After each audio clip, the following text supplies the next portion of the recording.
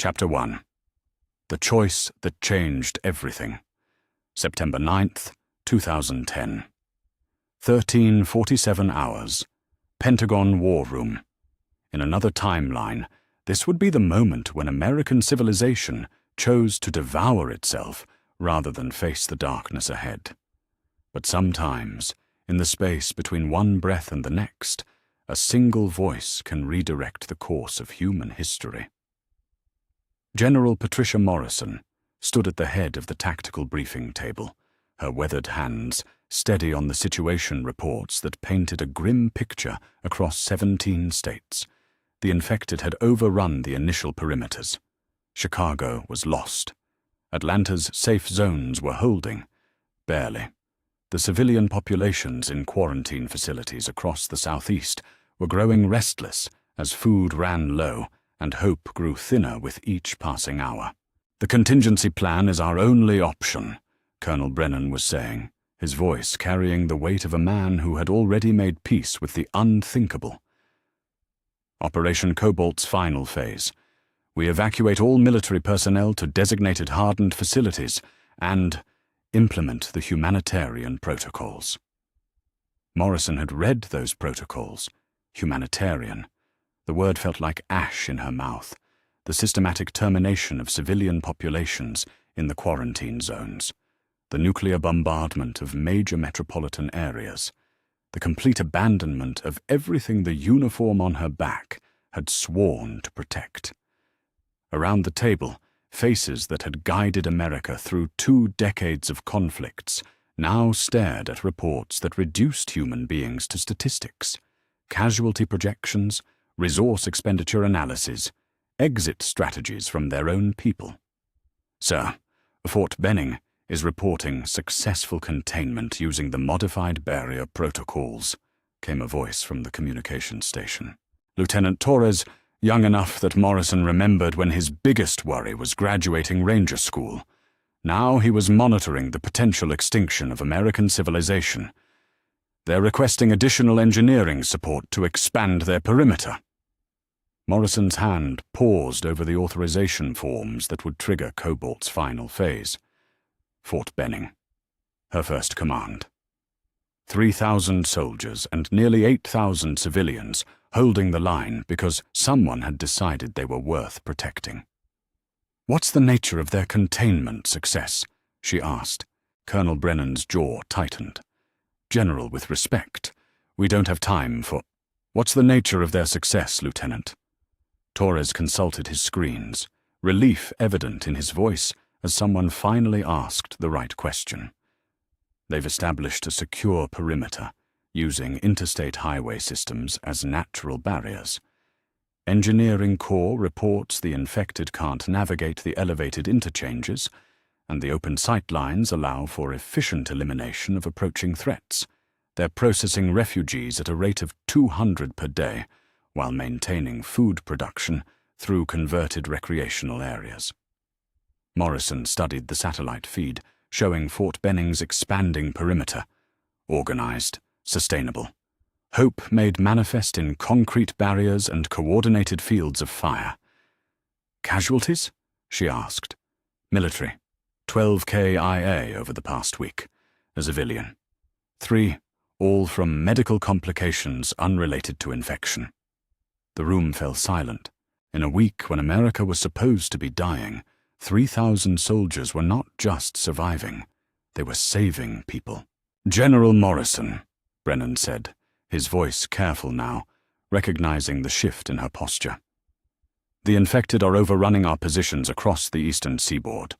We're losing communications with installation after installation. The longer we wait, the more installations like Fort Benning prove this can work." Morrison's voice carried the authority of someone who had made harder decisions than this and lived with their consequences.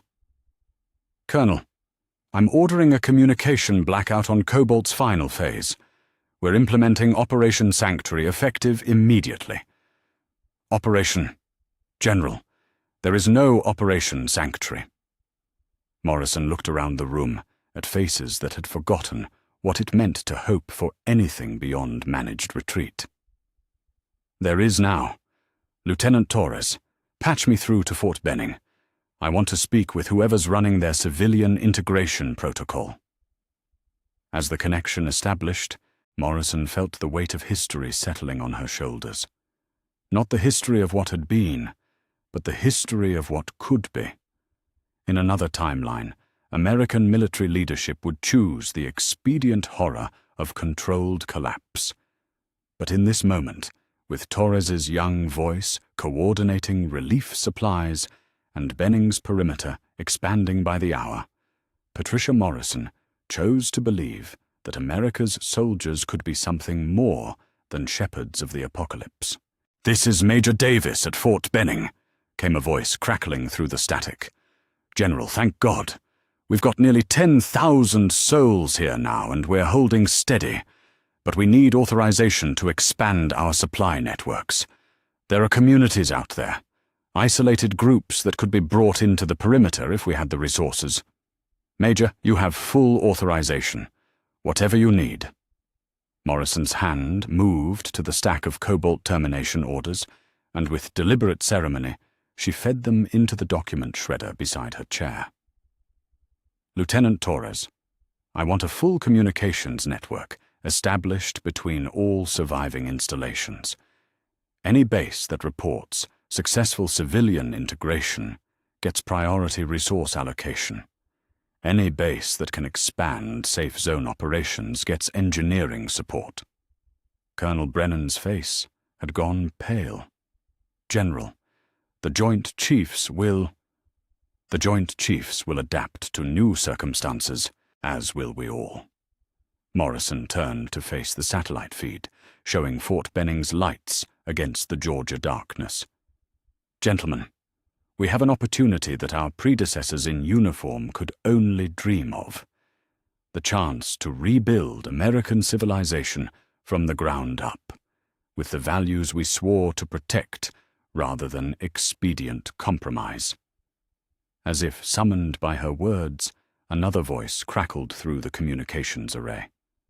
"Pentagon, this is Dr. Éowyn Jenner at the Centers for Disease Control in Atlanta. Is anyone out there? We've lost contact with our military escort, and we're running low on power for the research facility." Morrison and Torres exchanged a look. In another timeline, Dr. Jenner would face his darkest hours alone, making desperate choices in the basement of humanity's last scientific hope. But not today.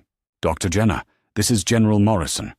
You're going to have all the military escort you need. We're implementing new protocols for scientific facility protection.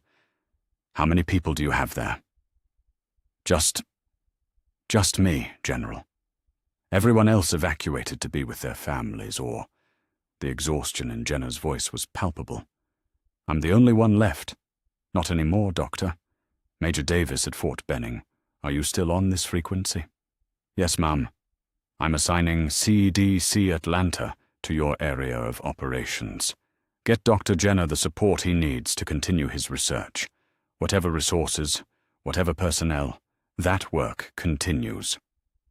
As the communications network came alive with coordinating voices, supply logistics, personnel transfers, perimeter expansions, Morrison allowed herself a moment to imagine the world they might build. Not the desperate scavenging of collapsed civilization, but something intentional, planned, worthy of the people they had sworn to serve. The infected were still out there. The danger was real. But for the first time since the outbreak began, America's military would face that danger as protectors rather than executioners. Outside the Pentagon's reinforced windows, the September sun was setting on one world and rising on another, and in Fort Benning, Georgia, 8,000 people slept safely behind barriers built not to keep them contained, but to keep them free.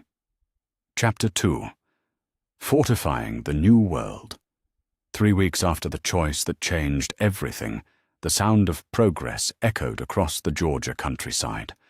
not the hollow percussion of collapse that marked this period in another timeline, but the deliberate rhythm of construction, concrete mixers turning, steel beams settling into place, the coordinated voices of people building something meant to last. Lieutenant Colonel Sarah Chen stood atop the newly constructed observation tower, overlooking what had once been Interstate 185, now the northern barrier of the expanding Atlanta military district.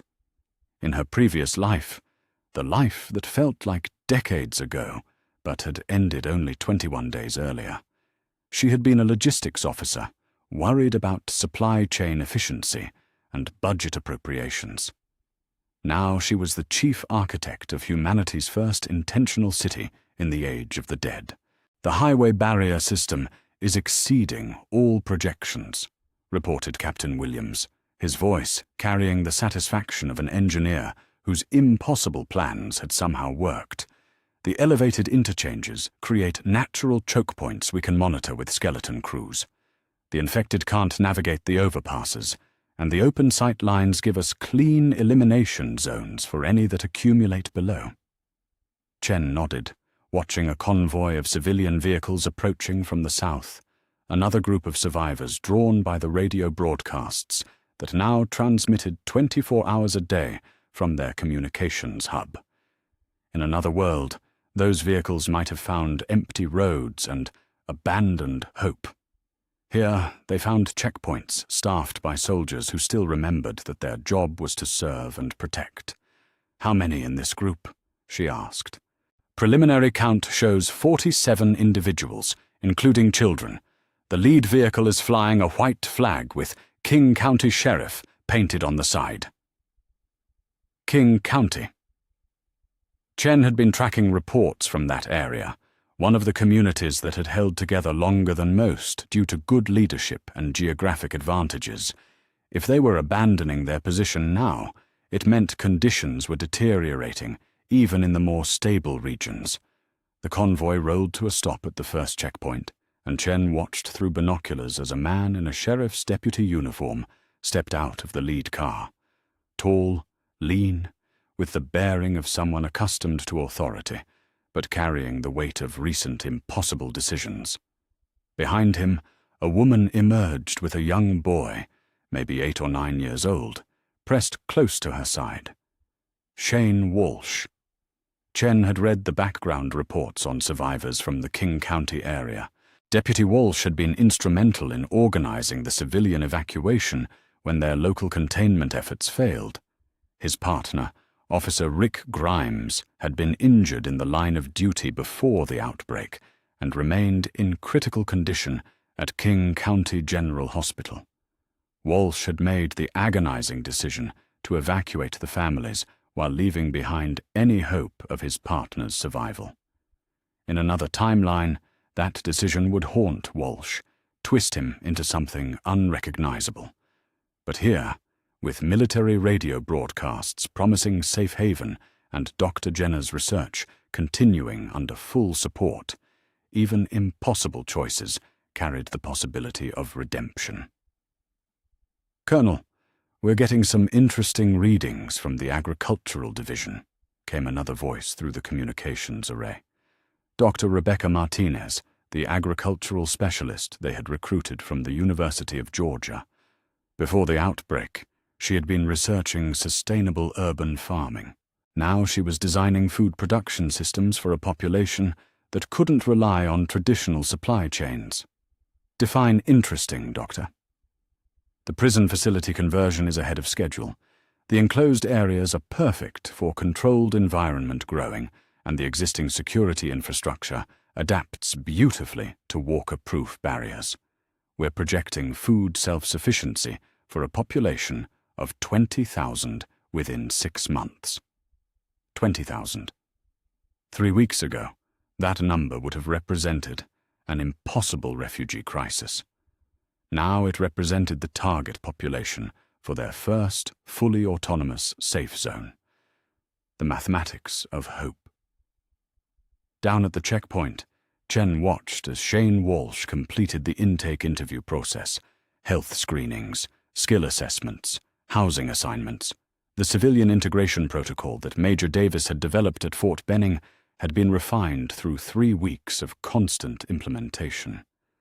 No one was turned away who wasn't infected. No one was treated as a burden. Everyone had a role in building the future they were all trying to reach. Walsh Shane P. came the report through her earpiece. Law enforcement background, military reserve experience, requests assignment to security detail.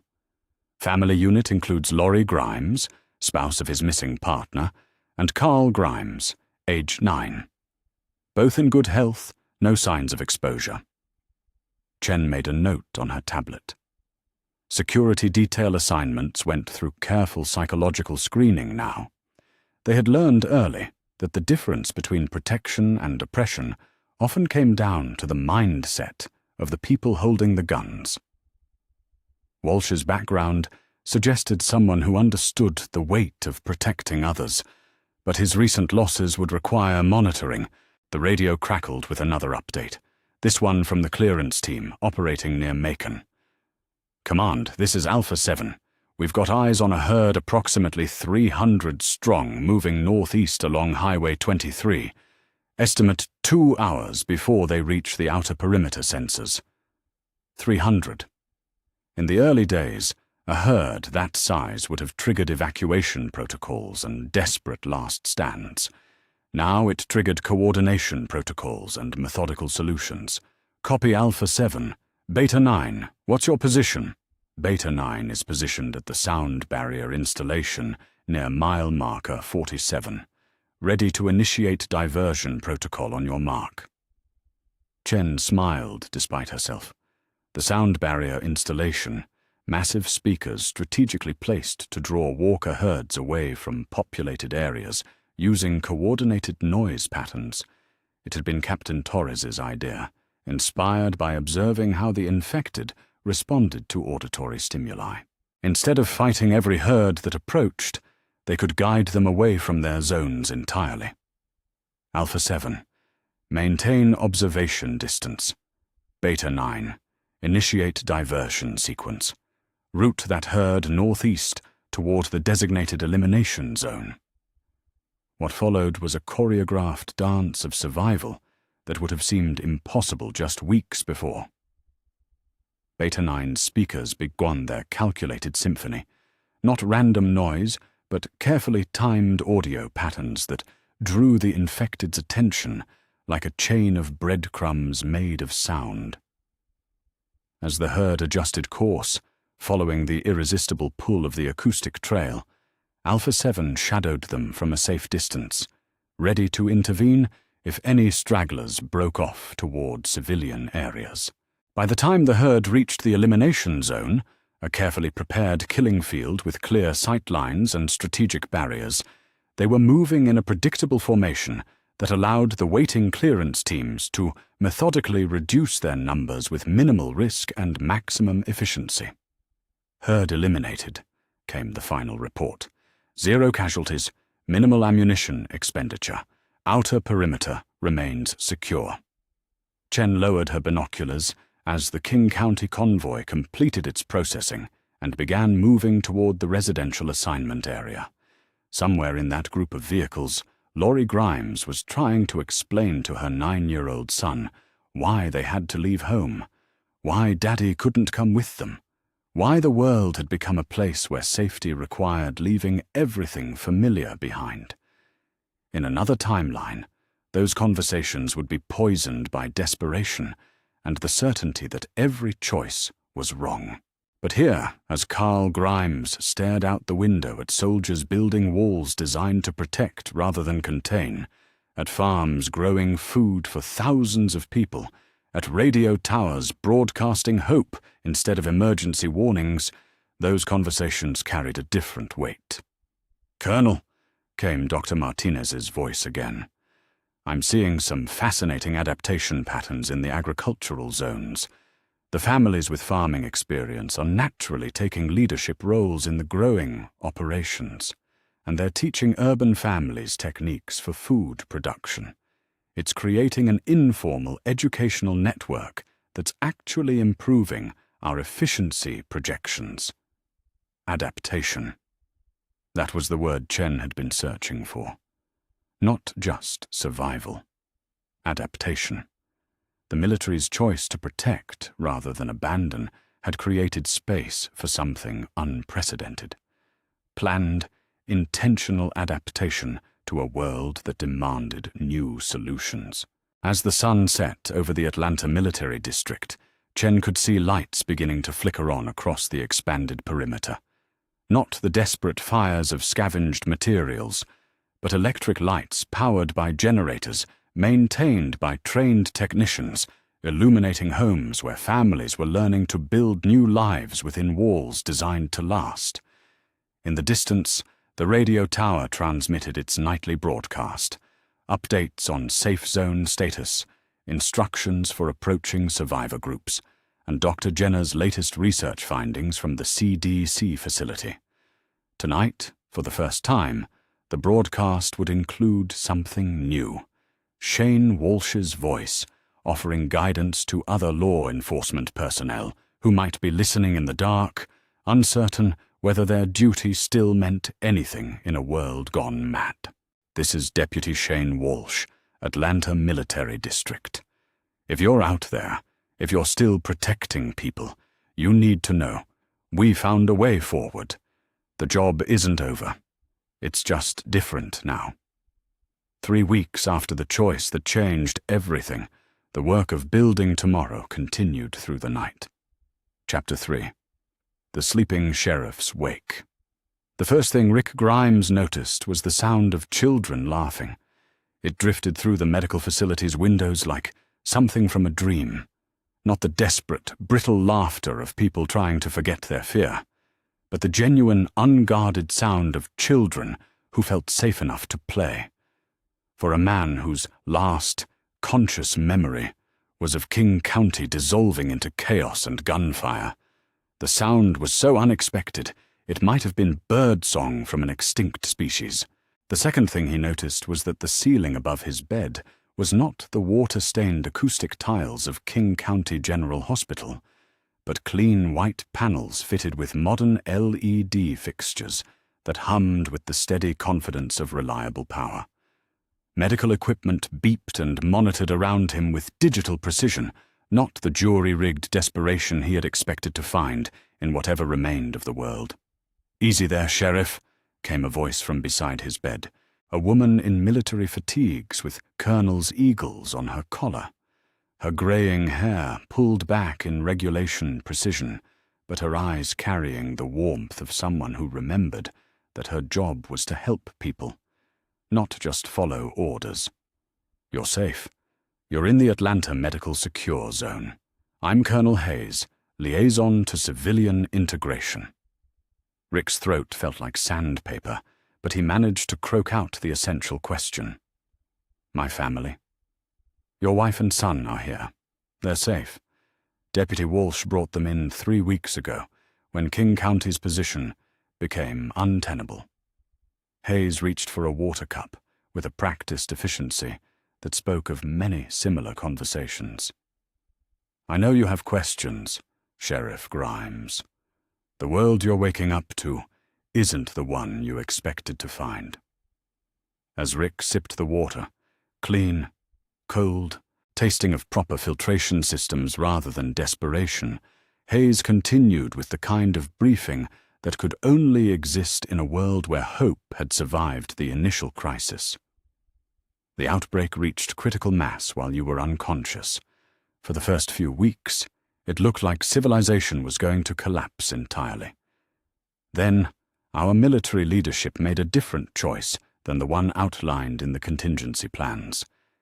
Instead of managing the collapse, they chose to prevent it." Through the window, Rick could see what that choice had built.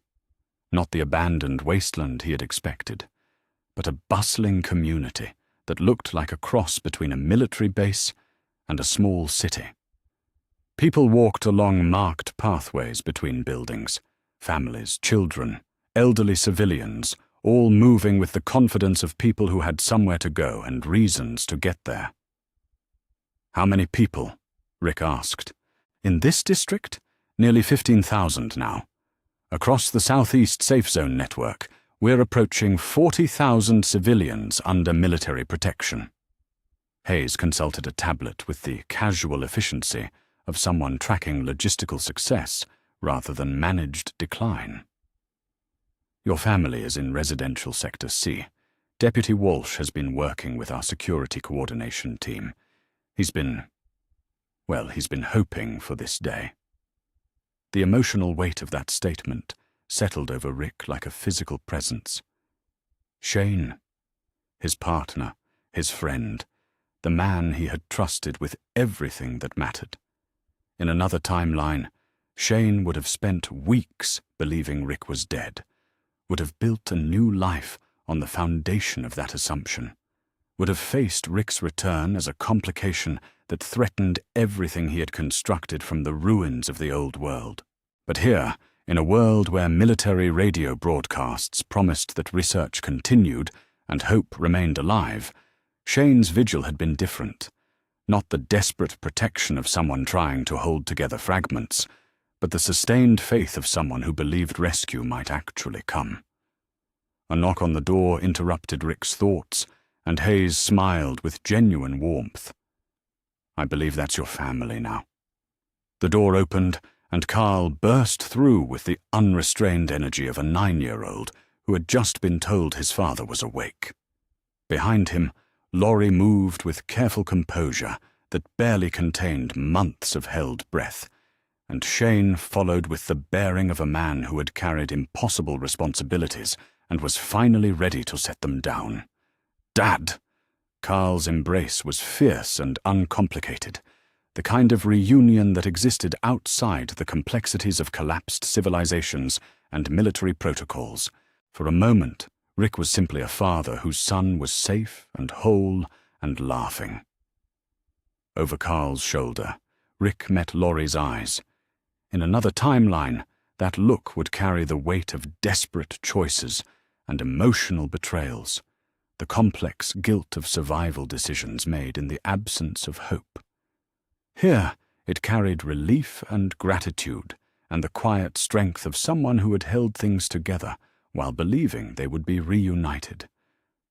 "Shane," Rick said, extending his hand to his partner and friend. "Thank you for bringing them here, for keeping them safe." Shane's grip was firm, steady, carrying none of the defensive tension that might have existed in darker circumstances. "Welcome to the new world, Rick. It's not the one we expected, but it's better than what we feared." Over the next hour, as Rick's strength returned and Colonel Hayes facilitated his transition from patient to resident, the scope of this new reality became clear. The Atlanta Safe Zone wasn't just a refugee camp or temporary military installation. It was a functioning community with schools, markets, workshops, and administrative centers. People had jobs, children attended classes, families lived in assigned housing that was clean and secure and designed for permanence rather than desperate improvisation. "The clearance protocol runs every day," Shane explained, as they walked through the residential area toward Rick's family's assigned quarters. Teams of specialists who systematically eliminate walker threats before they can accumulate into herds. It's not about desperate last stands anymore. It's about methodical, professional threat management. They passed a market area where vendors sold goods produced within the Safe Zone network, preserved foods, handmade clothing, tools manufactured in the workshop districts. Children ran between the stalls under the watchful eyes of parents who looked tired but not desperate, busy but not frantic. "School starts at 8 o'clock, Carl explained, with the enthusiasm of a child adapting to new routine. "We're learning about agriculture and engineering and communications. Ms. Rodriguez says that when we grow up, we'll help design the next safe zones." When we grow up. Not if. When. The casual certainty in Carl's voice spoke to something unprecedented in this timeline. children who believed they had a future worth planning for. Their quarters were modest but complete. 2 bedrooms, a small living area, kitchen facilities connected to the zone's distribution network. Through the windows, Rick could see the outer perimeter barriers, not hastily constructed barricades, but engineered defensive positions that looked like they had been built to last decades. "Tomorrow I'll show you the command center," Shane said. "Colonel Hayes wants to discuss your integration into the security coordination structure. Your law enforcement background and leadership experience make you valuable for civilian-military liaison work." Rick nodded, but his attention was caught by something else entirely.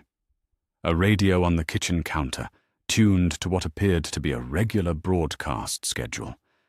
As he listened, he heard weather reports, community announcements, updates from other safe zones, and then something that made him stop breathing entirely. "This is Dr. Éowyn Jenner at the Centers for Disease Control, Atlanta facility, with today's research update. Our work on understanding the infection mechanism continues with full military support and laboratory facilities. Today's progress includes promising developments in post-infection cellular analysis that may inform future treatment protocols." Dr. Jenner, alive, working, supported, hopeful. In another timeline, this brilliant man would face his darkest hours alone, would make desperate choices in isolation, would become a cautionary tale about the cost of abandoned hope. Here, his voice carried the steady confidence of someone whose work continued, whose research mattered, who believed that science could still save the world. As Rick settled into his new reality, a world where military strength had chosen to serve civilian hope rather than manage civilian collapse, he found himself thinking not about what they had lost, but about what they were building. Outside his window, the lights of the Atlanta safe zone stretched toward the horizon, and beyond that, radio signals connected them to other communities, other survivors, other places where the choice had been made to protect rather than abandon. The world had ended, just as he had feared in those last moments of consciousness in King County. But something new had been born from its ashes, something intentional and sustainable and worthy of the children's laughter that still drifted through the evening air.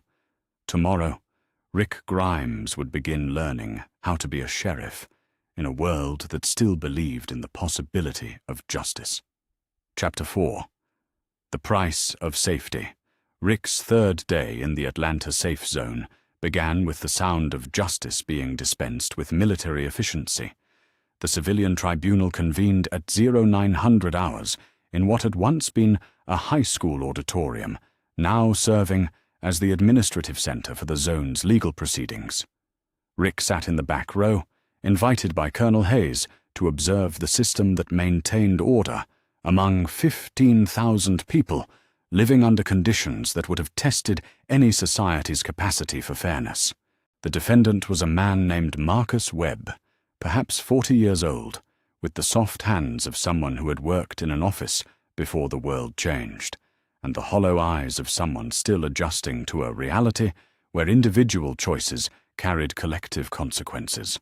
The charges were specific: hoarding medical supplies beyond personal allocation, failure to report discovered resources to the distribution authority, and endangering community welfare through resource mismanagement. "Mr. Webb," said Major Patricia Santos, the tribunal's presiding officer, "you were found in possession of 17 doses of antibiotics, 43 pain medication tablets, and 6 emergency medical kits. Your family allocation is for 4 people. How do you explain the surplus?" Webb's answer came with the defensive desperation Rick recognized from 20 years of law enforcement, the voice of someone who knew they were wrong but believed their circumstances justified it. "My daughter has asthma. The medical supplies they give us aren't enough if she has a serious attack. I was just trying to make sure she'd be okay."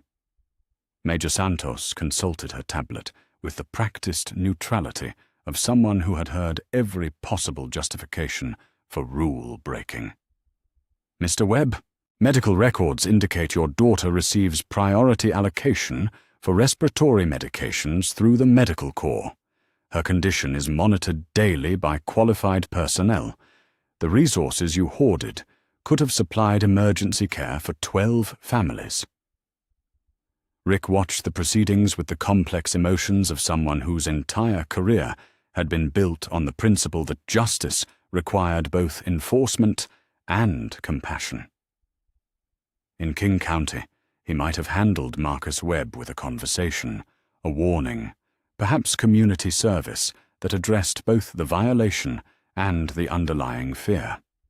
Here, the scale and stakes demanded different solutions. The tribunal finds you guilty of resource hoarding and community endangerment, Santos announced. Sentence: 6 months mandatory community service with the medical corps, where you will learn proper resource allocation protocols while contributing to the care of other families' children. Your family's medical allocation will be monitored but not reduced. Mr. Webb, this community survives because we trust each other. Your service will help rebuild that trust. It was justice, Rick realized, but justice shaped by the mathematics of survival. Fair but inflexible, compassionate but designed for a population where individual fear could cascade into collective catastrophe. After the proceedings, Rick walked with Shane toward the communications center, where Glenn Rhee was coordinating the day's supply acquisition operations. Glenn, 22 years old, former pizza delivery driver, now a cornerstone of the zone's logistics network. It's different from the old world, Shane said, reading the conflict in Rick's expression.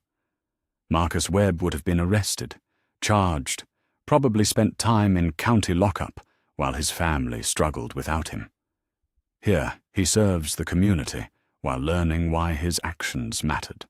His daughter still gets her medicine, but he helps other kids get theirs too. They found Glenn in a room filled with maps, radio equipment, and coordination boards that tracked supply runs across a network of salvage operations. Not the desperate solo runs Rick had imagined survivors making in this world, but organized expeditions with military escort, predetermined routes, and carefully calculated risk assessments.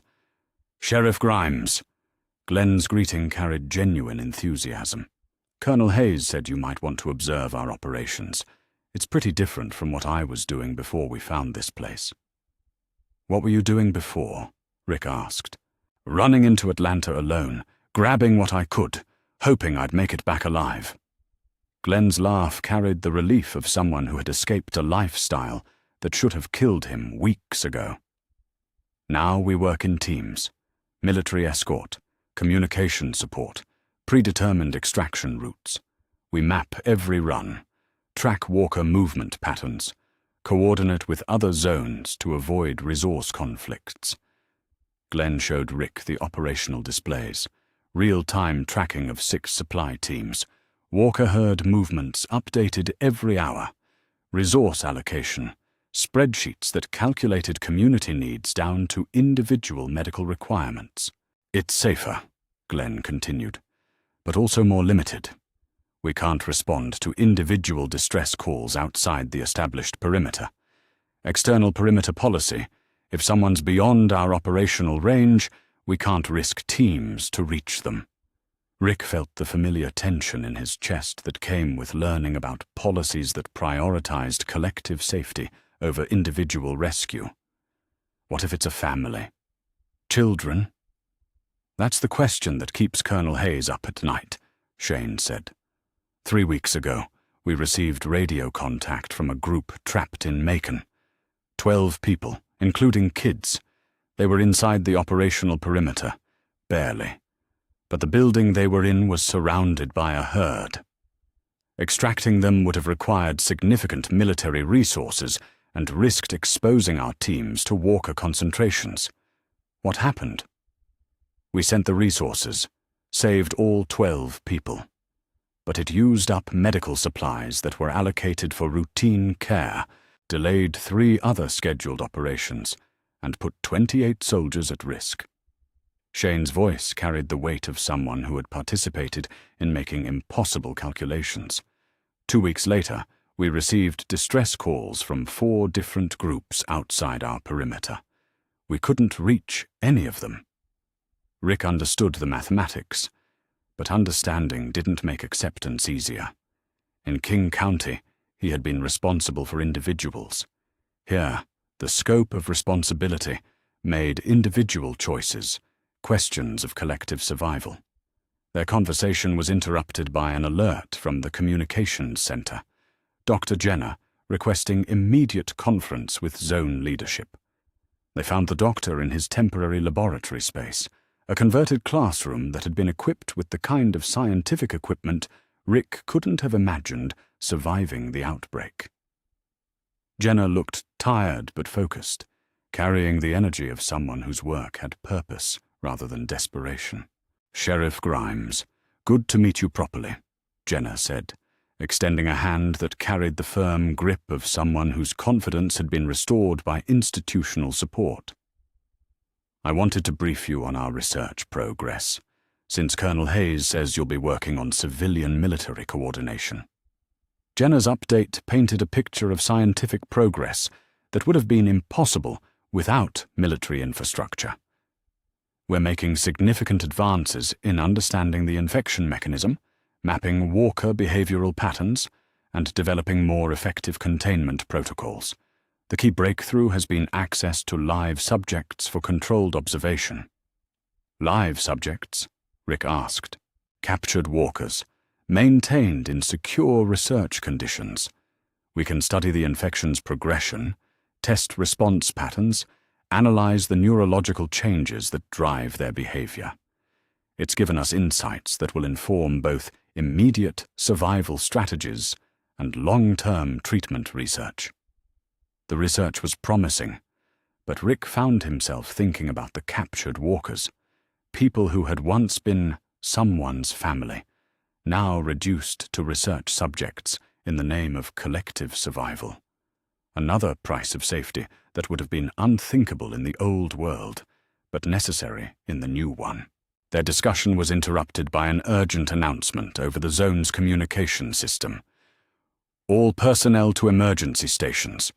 Massive walker herd detected approaching from the northwest. Estimated size, 800 to 1,000. Estimated time to perimeter contact, 90 minutes. What followed was a demonstration of how 15,000 people could respond to existential threat with coordinated efficiency rather than panic. Families moved to designated shelter areas, non-essential personnel cleared operational zones, and specialized response teams deployed to predetermined positions with the precision of a military organization that had planned for exactly this scenario. Rick watched from the command center as the clearance protocols scaled up to meet the threat. Sound diversion systems activated to split the herd, air support coordinated with ground teams to channel walker movement into prepared killing zones, and logistics teams calculated ammunition expenditure against threat elimination in real time. "In the old world," Colonel Hayes said, standing beside Rick as they watched the coordinated response unfold, "this would have meant evacuation, desperate defense, probably significant casualties. Here, it means a busy afternoon and some overtime for the cleanup crews." The operation took 4 hours. When it was over, the approaching herd had been systematically eliminated with 0 casualties and minimal resource expenditure. But Rick found himself thinking not about the efficiency of the response, but about the quiet cost of living in a world where the survival of thousands required the reduction of human choices to military calculations. That evening, as he sat with Laurie and Carl in their quarters, Rick tried to process what he was learning about this new world. Safety had been purchased, but the price was a kind of institutional clarity that left little room for the individual mercy that had defined his approach to law enforcement. It's a good place, Dad, Carl said, looking up from homework that involved learning about agricultural rotation and resource allocation. People are safe here. But sometimes I miss when things could be different for different people. From the mouth of a 9-year-old, the essential tension of their new reality. Safety achieved through systems that worked precisely because they couldn't make exceptions. Outside their windows, the lights of the Atlanta safe zone stretched toward the horizon, sheltering 15,000 people from a world that wanted to kill them. It was everything Rick had hoped to find when he lost consciousness in King County General Hospital. He was beginning to understand why it had required becoming something he wasn't sure he recognized. Chapter 5. Echoes of the Old World. 3 weeks after Rick's awakening, the Atlanta Safe Zone's expansion protocols encountered their first true philosophical challenge in the form of an old veterinarian who believed that survival didn't require surrendering autonomy. Dr. Herschel Green had been maintaining his family's farm 40 miles southwest of Atlanta since the outbreak began, and by all accounts, he was doing it successfully. The reconnaissance reports spread across Colonel Hayes's desk painted a picture that challenged every assumption about civilian vulnerability in the infected world. 32 people, including children, living in sustainable agricultural community with effective walker containment, organized defense protocols, and what appeared to be genuine democratic governance. They've converted the farm's existing fencing into walker barriers, reported Lieutenant Morrison, recently returned from 3 days of observation. Livestock rotation keeps noise to a minimum. They've established effective early warning systems using the natural topography, and their agricultural output could potentially support 60 people. Rick studied the aerial photographs, showing neat crop rows, maintained buildings, and people working with the kind of purposeful activity that spoke to genuine sustainability rather than desperate improvisation. It looked, frankly, like the kind of community he had imagined when he first conceived of survival in this new world. Small, manageable, built on relationships rather than military hierarchy. "What's their response to integration offers?" Colonel Hayes asked. "Polite but firm refusal. Dr. Green acknowledges the military's success, but believes smaller autonomous communities represent a more sustainable long-term model. He's concerned that centralized safe zones create single points of failure and reduce resilience." The philosophical challenge was clear. The Atlanta Safe Zone's success had been built on the principle that survival required scale, coordination, and military organization. Herschel Green's community suggested that survival might also be possible through intimate knowledge, local adaptation, and democratic consensus. Both approaches worked, but they implied fundamentally different visions of humanity's future. The debate that followed would define the military's approach to external communities for years to come. "Integration isn't just about their safety," argued Major Santos during the morning briefing. 32 people with sustainable agricultural practices could significantly enhance our food security. Their local knowledge of the region could improve our defensive positions.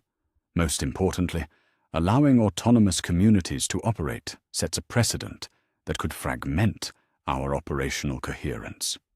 Dale Horvath, who had become something of an unofficial civilian representative in policy discussions, offered a different perspective with the measured thoughtfulness that made his voice valuable even in military planning sessions. "Major, with respect, Dr. Green's community proves that survival doesn't require military governance. If we force integration of successful autonomous groups, what does that say about our commitment to the principles we claim to protect?" Dale's presence in the briefing room represented one of the most interesting developments in the zone's evolving governance. A retired car parts dealer with no formal authority, but considerable moral credibility, he had become the voice for civilian perspectives that might otherwise be overwhelmed by military efficiency. His questions weren't challenges to military competence, but reminders that competence and wisdom weren't always the same thing.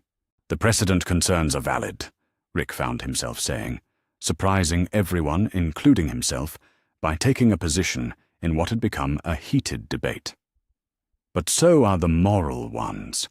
If we force successful communities to integrate, we become the kind of authoritarian power that people need protection from."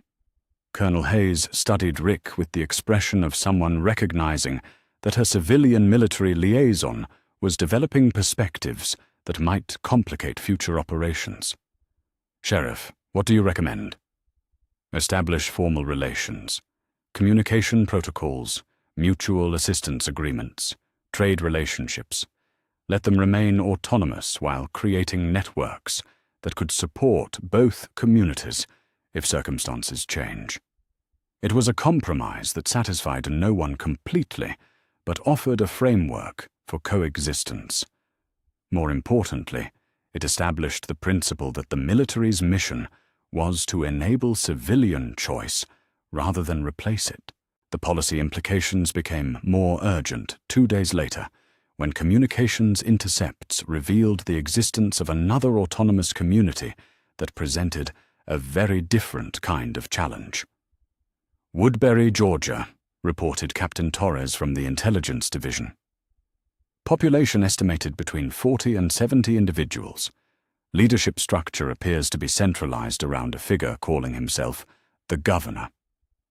Initial radio intercepts suggest aggressive posture toward military authority and possible hostile intent toward neighboring communities." The information that followed painted a picture of everything the Atlanta safe zone had tried not to become. Woodbury's leader had consolidated power through fear and manipulation, maintained control through violence and intimidation, and was actively resisting any external authority that might challenge his autocratic governance. Preliminary intelligence suggests they've been raiding smaller survivor groups, forcibly conscripting individuals with useful skills, and eliminating those who resist integration, Torres continued. 3 separate radio distress calls from communities in their area have gone silent after requesting assistance against Woodbury raiders. Rick felt the familiar tension that came with recognizing a law enforcement problem that required immediate intervention. But in a world where military resources were finite and operational security paramount, individual justice had to compete with collective safety calculations. "Recommendation?" Colonel Hayes asked. "Monitor and contain. Woodbury represents a direct threat to civilian communities in their operational area, but military engagement would require resources that might compromise our defensive positions here." It was the kind of calculus that Rick was still learning to accept, the mathematics of survival that sometimes required allowing injustice to continue rather than risking the protection of thousands for the rescue of dozens. The philosophical complexity of their situation became more personal when Carol Pelletier requested a private meeting with Rick about her family's experience in the zone's social support systems. Carol had arrived with the Atlanta survivor camp refugees, fleeing King County with her husband Ed and daughter Sophia when their community's defenses finally failed.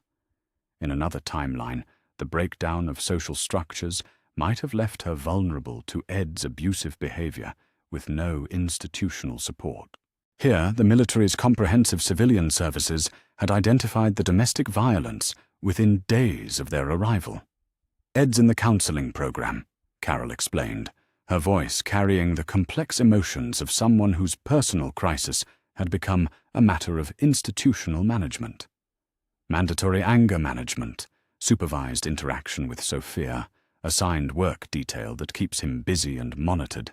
It's working, but it's not the same as him choosing to be better. Rick understood the distinction. The military's social support systems were effective at managing problems, but couldn't address the underlying human failures that created them. Ed Pelletier wasn't becoming a better man. He was becoming a managed threat. The counselors say that without the pressure of constant survival stress, some people can relearn healthier relationship patterns, Carol continued. But I wonder sometimes if we're just postponing problems rather than solving them. It was another example of the zone's fundamental tension: safety achieved through systems that worked precisely because they could manage but not cure the darker aspects of human nature. The week concluded with news that validated the wisdom of their communication network approach. Dr. Jenner's radio intercepts had detected signals from military installations in Virginia, North Carolina, and Florida, all reporting varying degrees of successful civilian protection operations.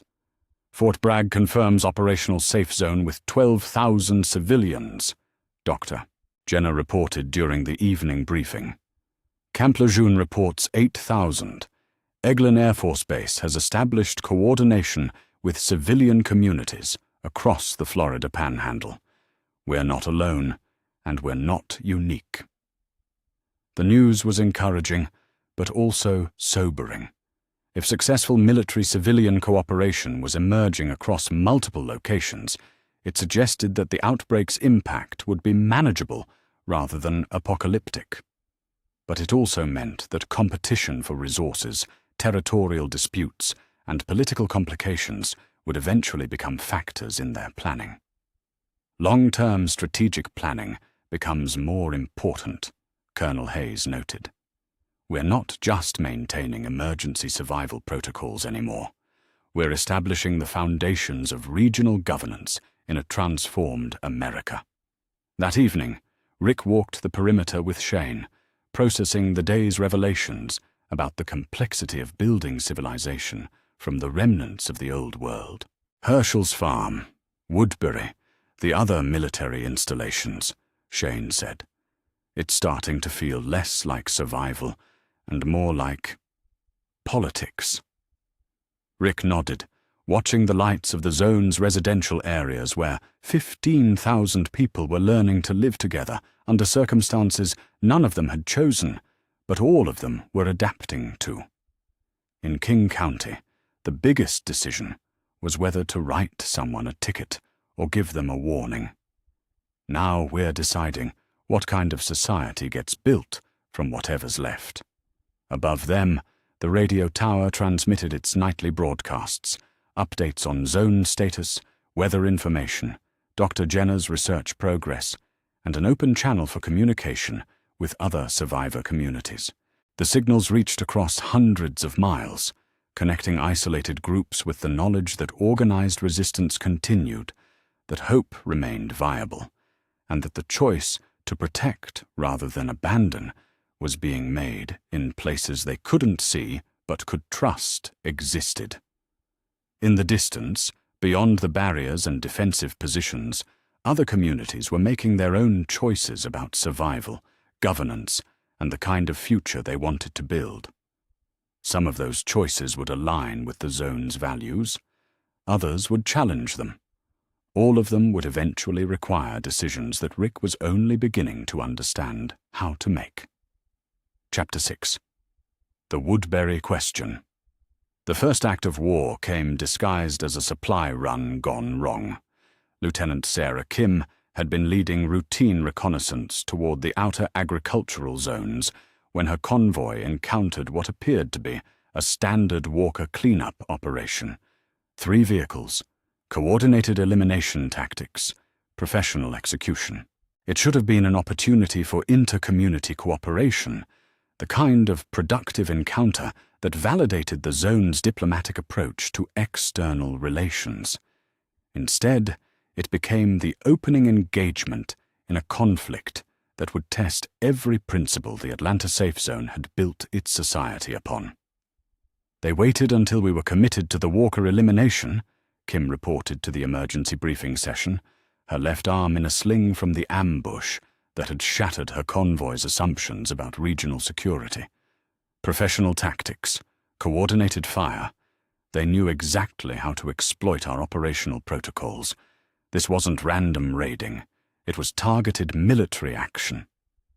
The attack had claimed 2 vehicles, significant medical supplies, and most importantly, Sergeant Merle Dixon, who had been serving as the convoy's scout specialist since his integration into the zone's security forces 6 weeks earlier.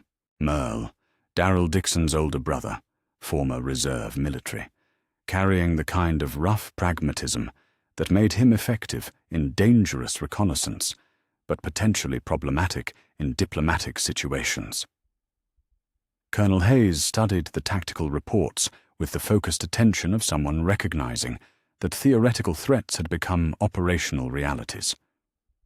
Any communication from the attackers? Demands? Terms? They identified themselves as representing the Woodbury Community Defense Force, Kim continued. Their leader claimed our presence in the area violated territorial agreements we never made with people we've never met.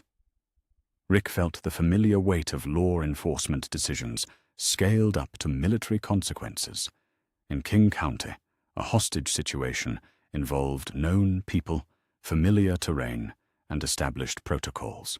Here, every choice carried implications for 15,000 civilians whose safety depended on decisions made with incomplete information about unknown adversaries. Options? Hayes asked the assembled staff. Major Santos spoke with the directness of someone whose job was to present military solutions to military problems. Direct assault. We know Woodbury's approximate location, we have superior firepower and coordination, and they've committed an act of war against our personnel. Overwhelming response eliminates the threat and establishes clear boundaries for other potential hostile communities. It was the kind of logic that made perfect sense from a military perspective and felt fundamentally wrong from a civilian one. Rick found himself thinking about Merle Dixon, abrasive, difficult, but someone who had chosen to serve the community rather than exploit it. Did Merle's capture justify military action that might cost dozens of lives and destabilize the regional balance they had been carefully building? Alternative approach? Hayes prompted, though her tone suggested she already knew what Rick would recommend. Diplomatic contact, prisoner exchange negotiations. We establish communication with Woodbury's leadership and try to resolve this without escalation. Sheriff, with respect, Santos interrupted. They attacked our convoy without provocation. Negotiation rewards aggression and signals weakness to other communities, watching how we respond to direct challenges. The debate might have continued indefinitely, balanced between competing philosophies of strength and restraint, if it hadn't been interrupted by an urgent communication from the outer perimeter guards. Command, this is Gate 7. We have a single individual requesting entry. Claims to have intelligence about the Woodbury situation. Armed but cooperative. The individual turned out to be a woman who carried herself with the controlled intensity of someone who had learned to survive alone in the infected world. Michonne, no last name offered, arrived with a katana strapped to her back, 2 armless walkers chained as mobile camouflage, and information that transformed their understanding of what they were facing in Woodbury. "The governor," she said, settling into the briefing room chair with the careful attention of someone evaluating potential threats and escape routes. "Philip Blake, former military, psychological training.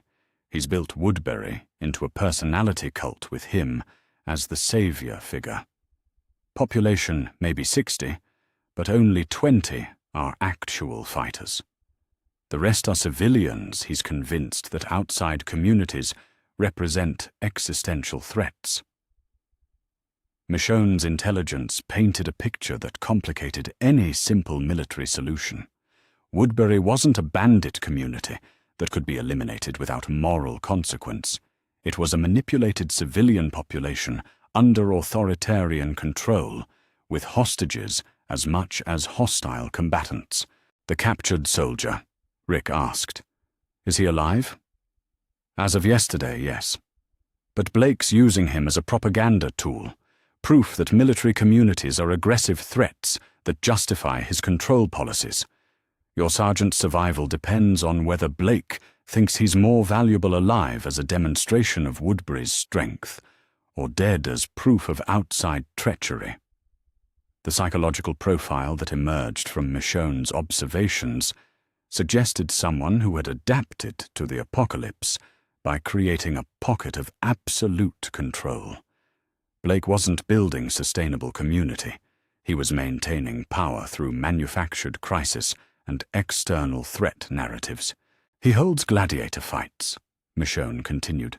Captured walkers forced to fight in an arena while people cheer. Tells his people it's entertainment, but it's really conditioning them to accept violence as normal, to see the infected as objects rather than former humans. Rick felt the familiar disgust that came with recognizing genuine evil dressed in the rhetoric of protection. Blake wasn't surviving the apocalypse. He was exploiting it to build the kind of authoritarian control that thrived on fear and dehumanization.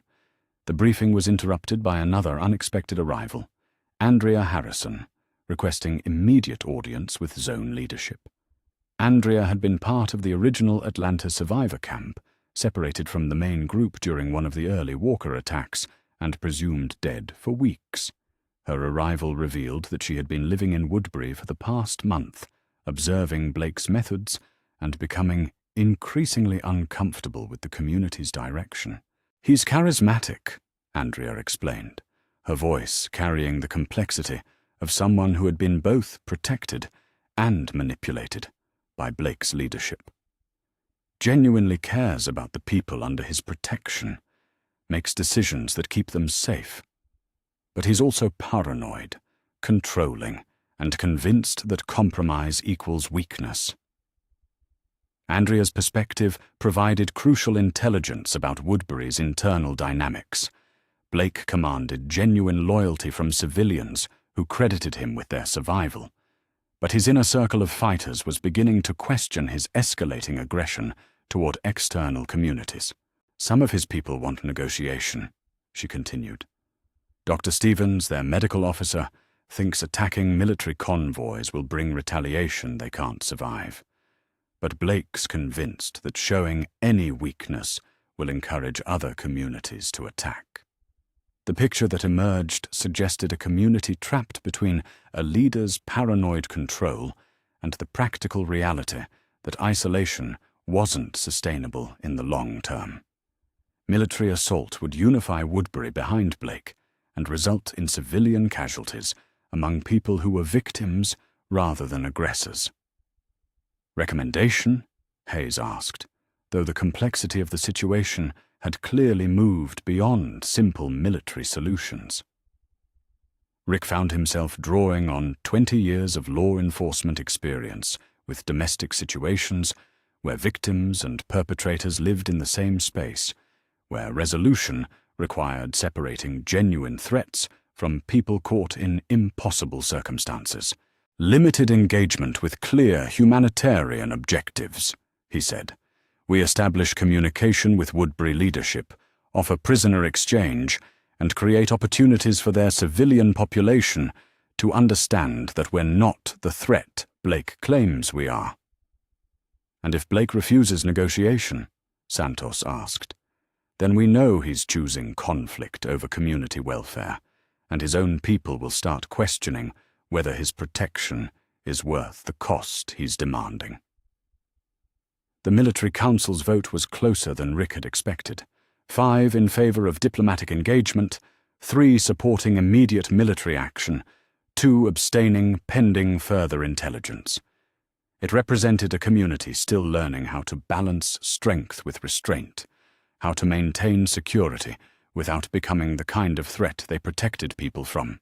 Over the following days, the zone's radio operators established contact with Woodbury's communications system, initiating the delicate process of negotiating with a leader whose fundamental worldview framed any external contact as potential treachery. The conversations that followed revealed Blake's skill at rhetorical manipulation, presenting himself as a reasonable leader forced to make difficult decisions by aggressive neighbors, expressing concern for Merle's welfare, while implying that his safety depended on the zone's willingness to respect Woodbury's territorial claims. Your military installation represents an existential threat to smaller communities, Blake argued during one of the radio exchanges. We're prepared to discuss Sergeant Dixon's release, but only in the context of broader agreements about operational boundaries and resource allocation. It was diplomacy conducted at gunpoint, with Merle's life as the stakes and both communities' long-term security hanging on decisions made in real time by people who had never been trained for this kind of inter-community negotiation. Rick listened to the exchanges from the communications center, trying to hear past Blake's careful words to understand the psychological patterns driving his choices.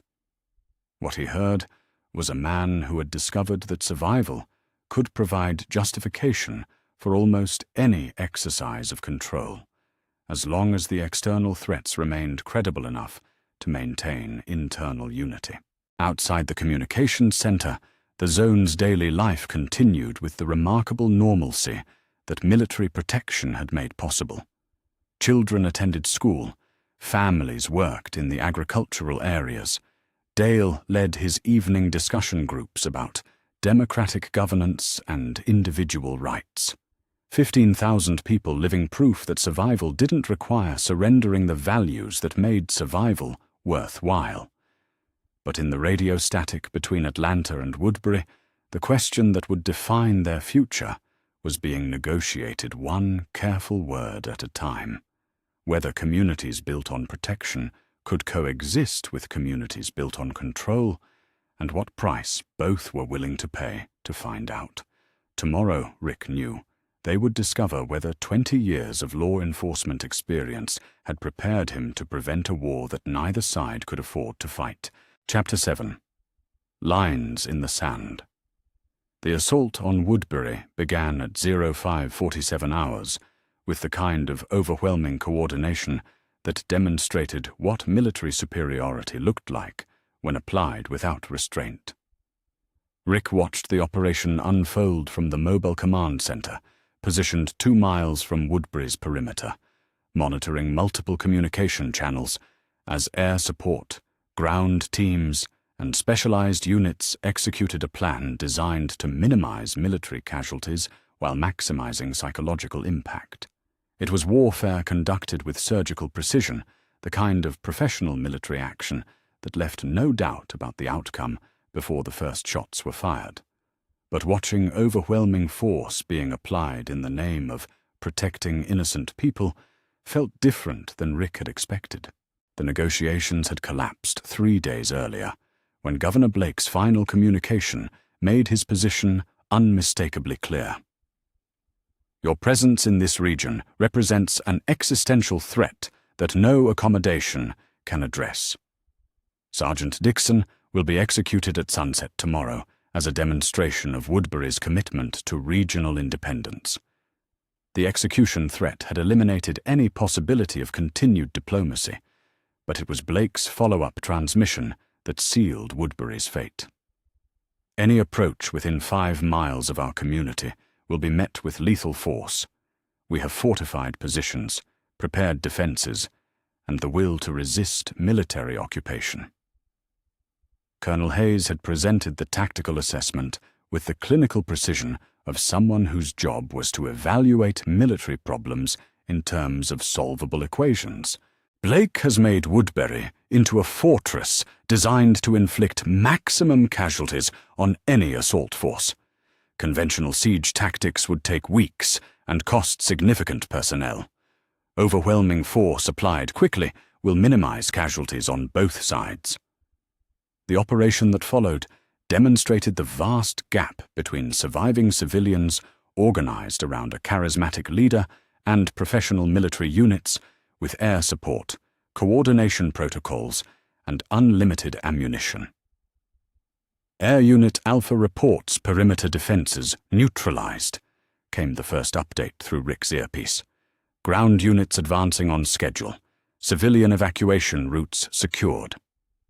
Rick's role in the assault was to lead the civilian evacuation component, the part of the operation designed to separate Woodbury's innocent residents from Blake's fighters and provide immediate humanitarian assistance for people who would need medical attention, psychological support, and integration into the zone's civilian services.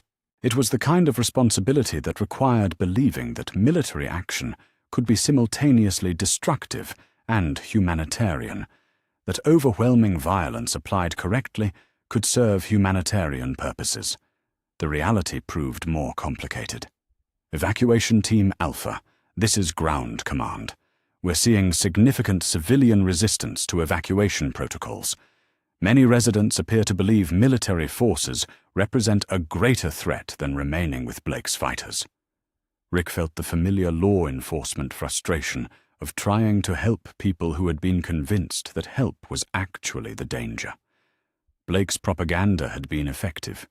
His civilian population genuinely believed that military protection meant military occupation, that surrendering to overwhelming force would result in outcomes worse than fighting to the death. Evacuation Team Alpha to ground command.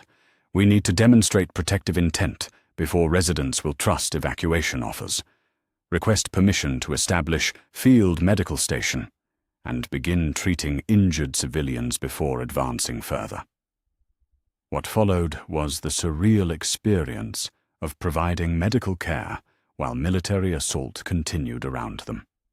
Rick found himself coordinating with Dr. Stevens, Woodbury's medical officer, to treat civilians wounded in the fighting while explaining that the military's objective was integration rather than elimination. "Blake told us you'd kill anyone who couldn't contribute to military operations, Doctor," Stevens said, his voice carrying the exhausted confusion of someone whose worldview was being dismantled in real time. He said military communities treated civilians as resources to be exploited. "Dr. Stevens, we have 15,000 civilians living in safety, attending school, working in agriculture, participating in democratic governance," Rick replied, helping to stabilize a wounded civilian while military units advanced through Woodbury's outer defenses. "Our objective is to give your people the same opportunities."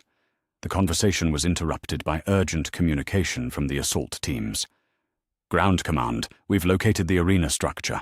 Blake has approximately 12 walkers chained in combat positions and appears to be using them as defensive weapons against advancing units. The arena. Michonne's intelligence about gladiator fights had suggested Blake's psychological manipulation of his population, but using infected combatants against military personnel represented a level of tactical brutality that transformed the engagement from law enforcement action to something darker. "All units, extreme caution around arena structure. Blake is using infected as weapons. Clearance protocols authorized for any walker threats." Rick listened to the tactical communications with growing unease as the assault teams described Blake's final defensive strategy. The governor had positioned himself in the arena's center, surrounded by chained walkers that he released strategically to attack advancing soldiers while using the arena's elevated positions for sniper fire. It was the psychological profile of someone whose response to inevitable defeat was to ensure maximum suffering for everyone involved. "Ground command, this is Team Charlie. Blake is down. Repeat, primary target is eliminated. Arena secure. Requesting immediate medical support for multiple casualties." The final engagement had cost the lives of 3 soldiers and seriously wounded 6 others, casualties that would have been avoided if Blake had chosen surrender over theatrical last stands. But the psychological impact on Woodbury's civilian population was devastating. Their leader's death in the arena, surrounded by the infected creatures he had used for entertainment, shattered the narrative of protective leadership that had justified their loyalty. The evacuation that followed revealed the full scope of Blake's manipulation. 67 civilians, including children, elderly residents, and disabled individuals who had genuinely believed that military communities represented threats worse than death itself. But it also revealed something else that complicated any simple narrative about liberation and humanitarian intervention. "Sheriff Grimes, you need to see this," called Lieutenant Torres from one of the secured buildings. "We've found what appears to be a research facility. The facility occupied the basement levels beneath Woodbury's administrative center, laboratories equipped with medical equipment, containment cells, and detailed documentation of experiments conducted on captured walkers.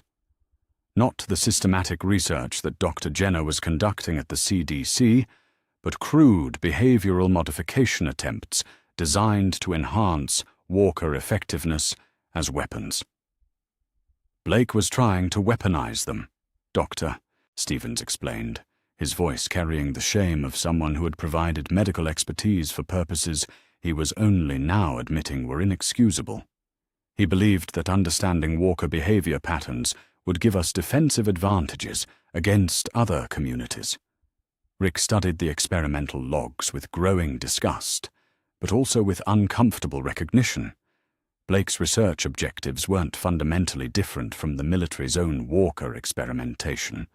Both involved capturing and studying infected individuals to enhance community security. The difference was one of scale, methodology, and institutional oversight, not fundamental moral principle. The integration of Woodbury survivors into the Atlanta safe zone over the following weeks revealed the full complexity of what they had accomplished and the price it had extracted. 67 new residents required housing, medical care, psychological counseling, and integration into community systems that had been designed for gradual growth rather than sudden population increases. More challenging was the cultural integration of people whose survival had been built on fear of external threats and absolute loyalty to authoritarian leadership. "They're struggling with democratic participation," reported Dale Horvath during one of the integration assessment meetings. "Many of them keep asking who's really in charge, who makes the final decisions. The concept of distributed authority and civilian input in governance is genuinely foreign." The resource strain was manageable but noticeable. Food allocation adjustments, housing reassignments, expanded medical services for people whose health had deteriorated under Woodbury's more limited resources. More significant was the psychological impact on existing residents who questioned whether their community's safety justified military actions that resulted in civilian displacement. The questioning came to a head during a community meeting where civilian criticism of the military's expanded authority structure reached levels that required institutional response. "We conducted a military assault on a civilian community," argued Martha Cooper, a former Atlanta resident who had become one of the zone's most articulate advocates for civilian authority. "We used overwhelming force against people whose primary crime was living under leadership we disagreed with. How does that make us different from the authoritarianism we claim to oppose?" It was the kind of question that couldn't be answered with tactical assessments or security justifications, because it went to the heart of what kind of community they were building and what methods were acceptable in pursuit of humanitarian objectives. Colonel Hayes's response revealed the strain that commanding in this new world had placed on military leadership trained for clearer distinctions between enemies and civilians. "Mrs. Cooper, Blake's community was holding our personnel hostage, conducting medical experiments on infected individuals, and threatening military action against any external contact. The assault was conducted with minimal casualties and maximum humanitarian consideration for Woodbury's civilian population. Colonel, with respect, those are justifications for actions that resulted in 3 dead soldiers and the forced relocation of 67 people who didn't choose to leave their homes." The debate that followed revealed fundamental tensions about the scope of military authority, the legitimacy of humanitarian intervention, and the question of whether effective protection required the kind of institutional power that could become indistinguishable from the threats it protected against. The resolution came in the form of General Morrison's arrival from Fort Benning, the same General Morrison who had prevented Operation Cobalt's implementation 2 months earlier, now tasked with reviewing the Atlanta Safe Zone's operational procedures and civilian military governance structure. Colonel Hayes, your management of this community has been exemplary under extraordinary circumstances, Morrison said during the formal review session. But the questions being raised by civilian leadership suggest we need governance structures that provide more explicit civilian authority over military operations. Hayes's replacement was presented not as disciplinary action, but as institutional evolution.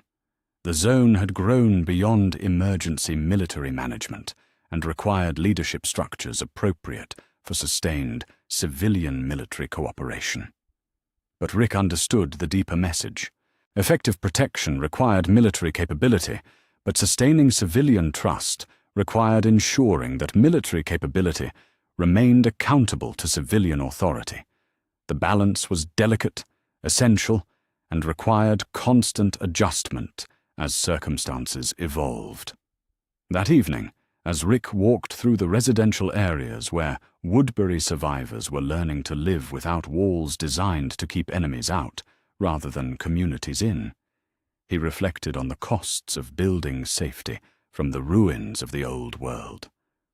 3 soldiers dead, 67 people forced from their homes, a community destroyed in the name of humanitarian protection, research facilities that revealed uncomfortable similarities between different approaches to survival. But also, children who no longer lived in fear of arbitrary authority, families receiving medical care that had been withheld as control mechanisms, individuals discovering that survival didn't require surrendering personal agency to charismatic leadership. The arithmetic of justice in the new world was complicated, but it was still arithmetic. And sometimes, Rick was learning, the mathematics worked out in favor of hope. Chapter 8. The Atlanta Expansion. The transformation of downtown Atlanta began with a question that would have seemed impossible 3 months earlier. What does it mean to rebuild a city when you have the power to design it from scratch? Rick stood on the observation deck of what had once been the Georgia Pacific Tower, now serving as the administrative headquarters for the Atlanta Safe Zone Authority, watching construction crews work with the methodical efficiency of people building something meant to last centuries rather than survive until tomorrow.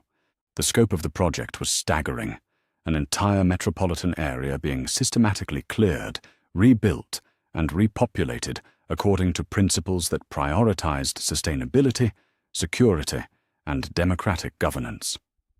Population projections show we'll reach 25,000 residents within 6 months, reported Dr. Elena Martinez, the former University of Georgia urban planning professor who had become the zone's chief development coordinator. The success of Woodbury integration has validated our expansion protocols, and radio communications indicate at least 12 more survivor communities within operational range. The numbers represented a transformation that Rick was still learning to comprehend. 3 months ago, 15,000 people had seemed like an impossible logistics challenge. Now, the zone's infrastructure was being designed to support populations that would make it one of the largest functioning communities in the post-outbreak United States. But growth on this scale required organizational structures that tested every principle the zone had built its governance upon. "Rick, we need to discuss your new assignment," said General Morrison, joining them on the observation deck with the kind of careful formality that suggested official business. The civilian-military coordination position has evolved beyond liaison work. We're creating a new position, Planning Director for Civilian Integration and Development. The job requires someone who understands both law enforcement principles and military logistics. Planning Director. Rick felt the weight of institutional responsibility settling on his shoulders like a uniform he hadn't asked to wear, but couldn't refuse without abandoning the people who needed effective leadership. "What does that involve?" he asked, though he suspected he already knew. oversight of civilian service assignments, coordination between military and civilian infrastructure projects, and implementation of integration protocols for new survivor communities. Essentially, you'd be responsible for ensuring that our growth serves civilian welfare rather than just military efficiency.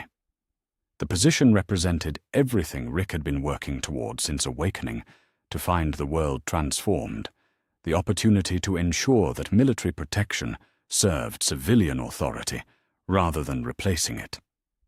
But it also meant accepting responsibility for decisions that would affect thousands of people whose survival depended on choices made by individuals who were learning to govern as they went.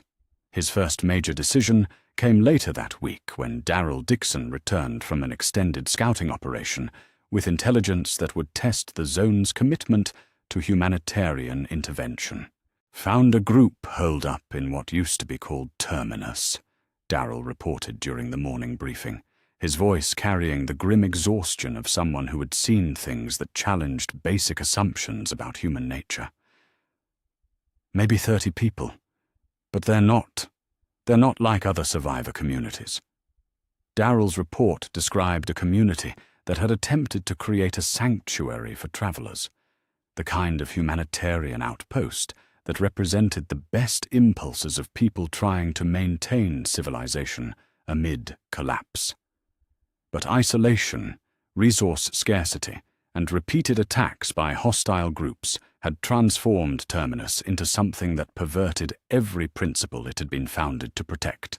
"They've been luring travelers with radio broadcasts promising safety and food," Daryl continued. "But when people arrive, they're processed, killed, butchered, and used as food supplies. The people running it aren't monsters. They're families who convinced themselves that cannibalism was the only way to save their children."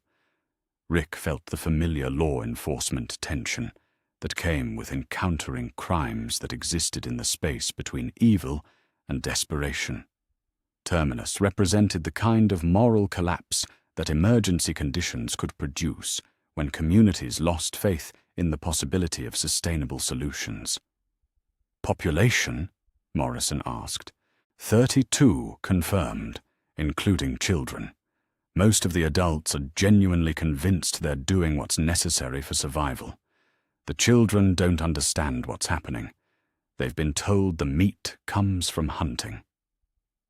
The situation presented every kind of challenge the zone had developed protocols to address. A community engaging in systematic murder, innocent individuals trapped in circumstances beyond their control, children who were victims rather than perpetrators, and the question of whether humanitarian intervention justified military action against people whose crimes arose from desperation rather than malice. "Recommendation?" Morrison prompted. Rick found himself drawing on 3 months of experience with impossible decisions. Intervention with separation protocols. We extract the children and any adults who can be rehabilitated, provide medical and psychological support, and relocate them within our community systems. The individuals responsible for murder face justice, but with consideration for the circumstances that led to their choices. It was the kind of solution that satisfied no one completely, but offered a framework for addressing moral complexity without abandoning either justice or mercy. The Terminus intervention, conducted 2 weeks later, revealed both the capabilities and limitations of the zone's approach to external communities. The military operation was executed with minimal casualties, the children were successfully extracted and provided with comprehensive psychological support, and most of the adults were integrated into the zone's population after extensive counseling and supervised rehabilitation. But it also revealed the psychological cost of confronting the kinds of moral collapse that isolation and desperation could produce. "I keep thinking about the families," Rick said to Dale during one of their evening conversations in the residential areas. "People who started with good intentions, who were trying to save their children, who made choices that seemed impossible until they became routine." Dale nodded with the thoughtfulness of someone who had spent weeks working with the Terminus survivors. It's what happens when communities lose faith in the possibility of sustainable solutions. When people believe that civilization is impossible, they stop trying to maintain it. The integration of Terminus survivors coincided with the completion of the agricultural commune project at the converted prison facility, a development that demonstrated the zone's capacity for large-scale infrastructure projects, but also raised questions about the scope of civilian participation in governance decisions. The prison conversion represented everything that was impressive and troubling about the zone's development capabilities. The facility had been transformed into a sustainable agricultural community, supporting 800 residents, with advanced hydroponic systems, integrated waste management, and living conditions that were genuinely better than most pre-outbreak rural communities. But the residents had been assigned rather than recruited. The agricultural production was coordinated by military logistics rather than farmer autonomy, and the entire project had been designed and implemented without substantial civilian input into the basic planning decisions.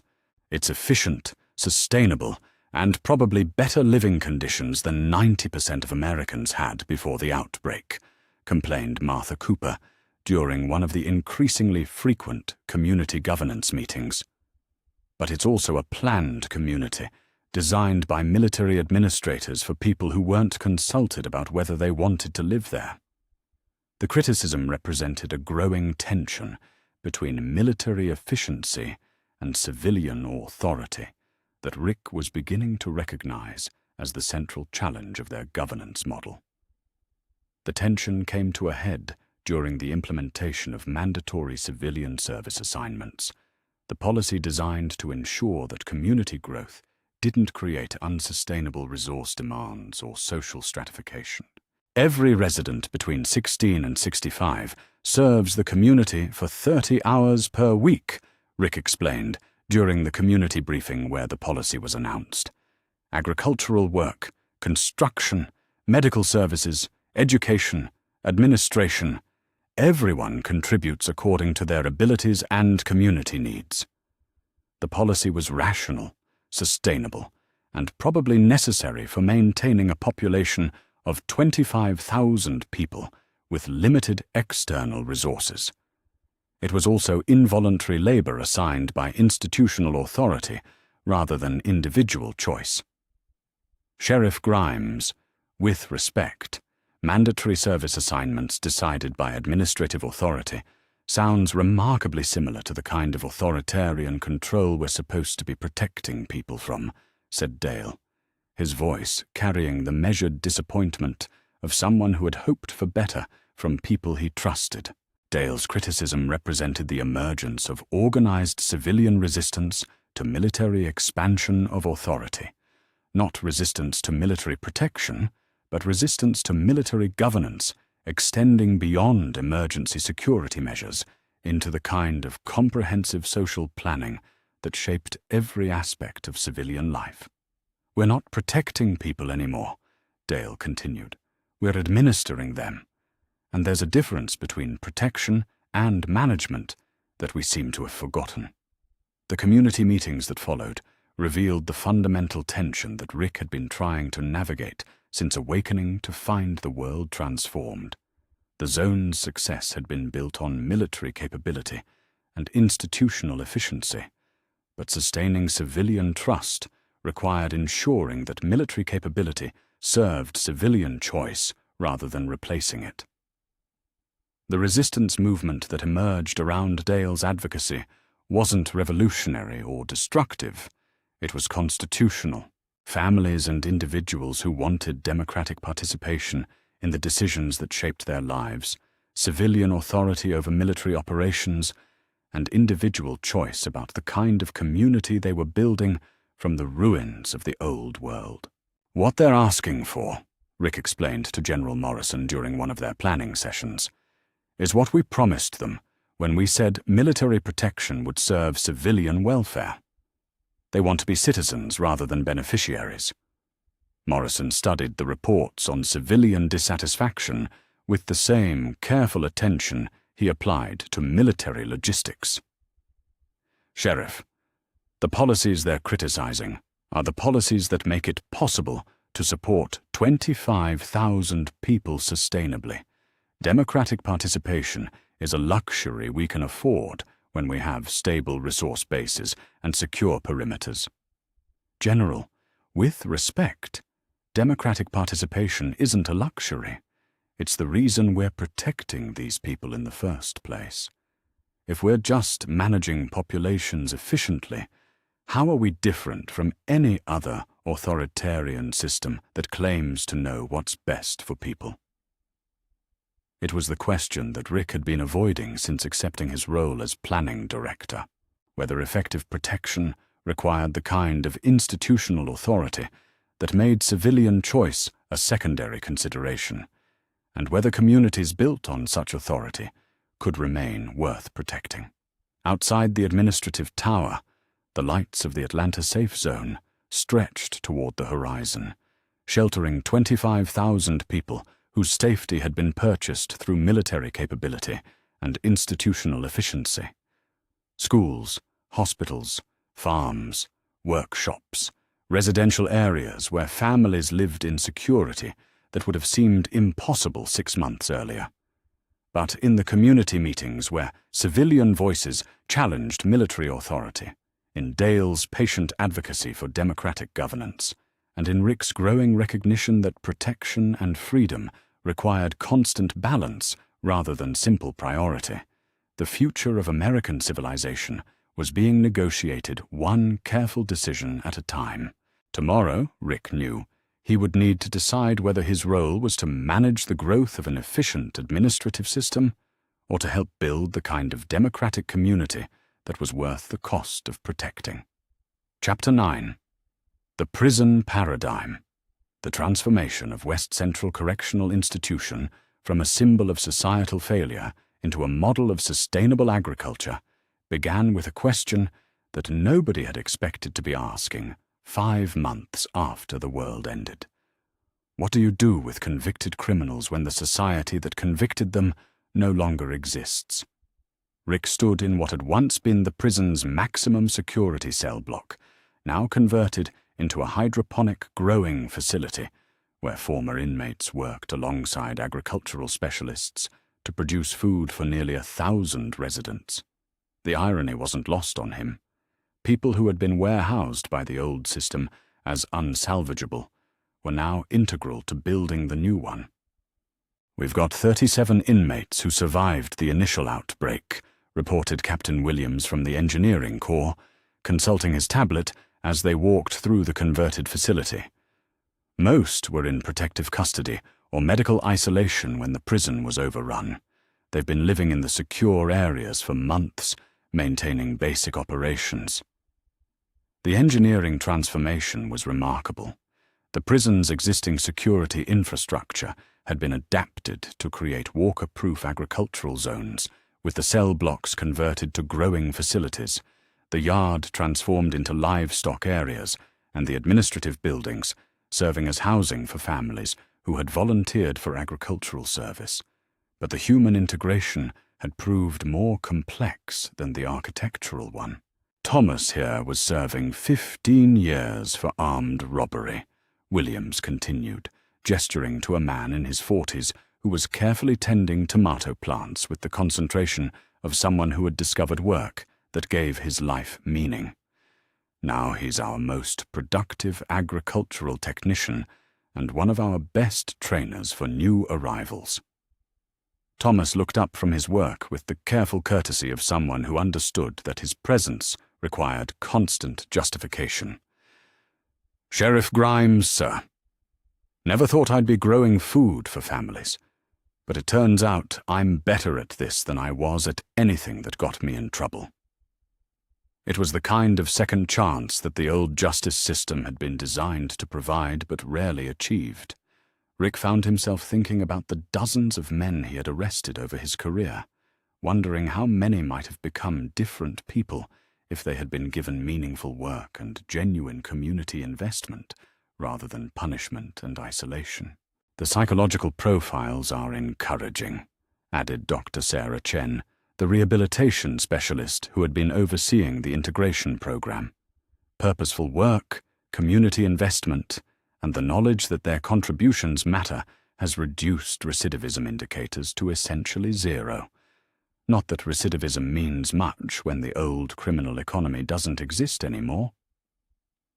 The program's success had attracted attention from Dr. Herschel Green, who had finally agreed to leave his farm to serve as agricultural advisor for the zone's expanding food production operations. Herschel's integration represented another kind of bridge between independent community leadership and military institutional authority.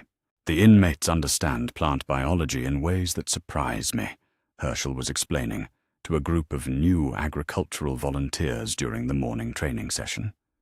Thomas there discovered that adjusting the hydroponic nutrient cycles by 12 hours improved tomato yield by 30%.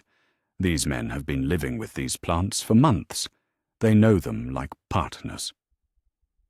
Herschel's presence had transformed the agricultural program from efficient resource production into something that resembled the kind of collaborative farming that had defined rural America before industrial agriculture.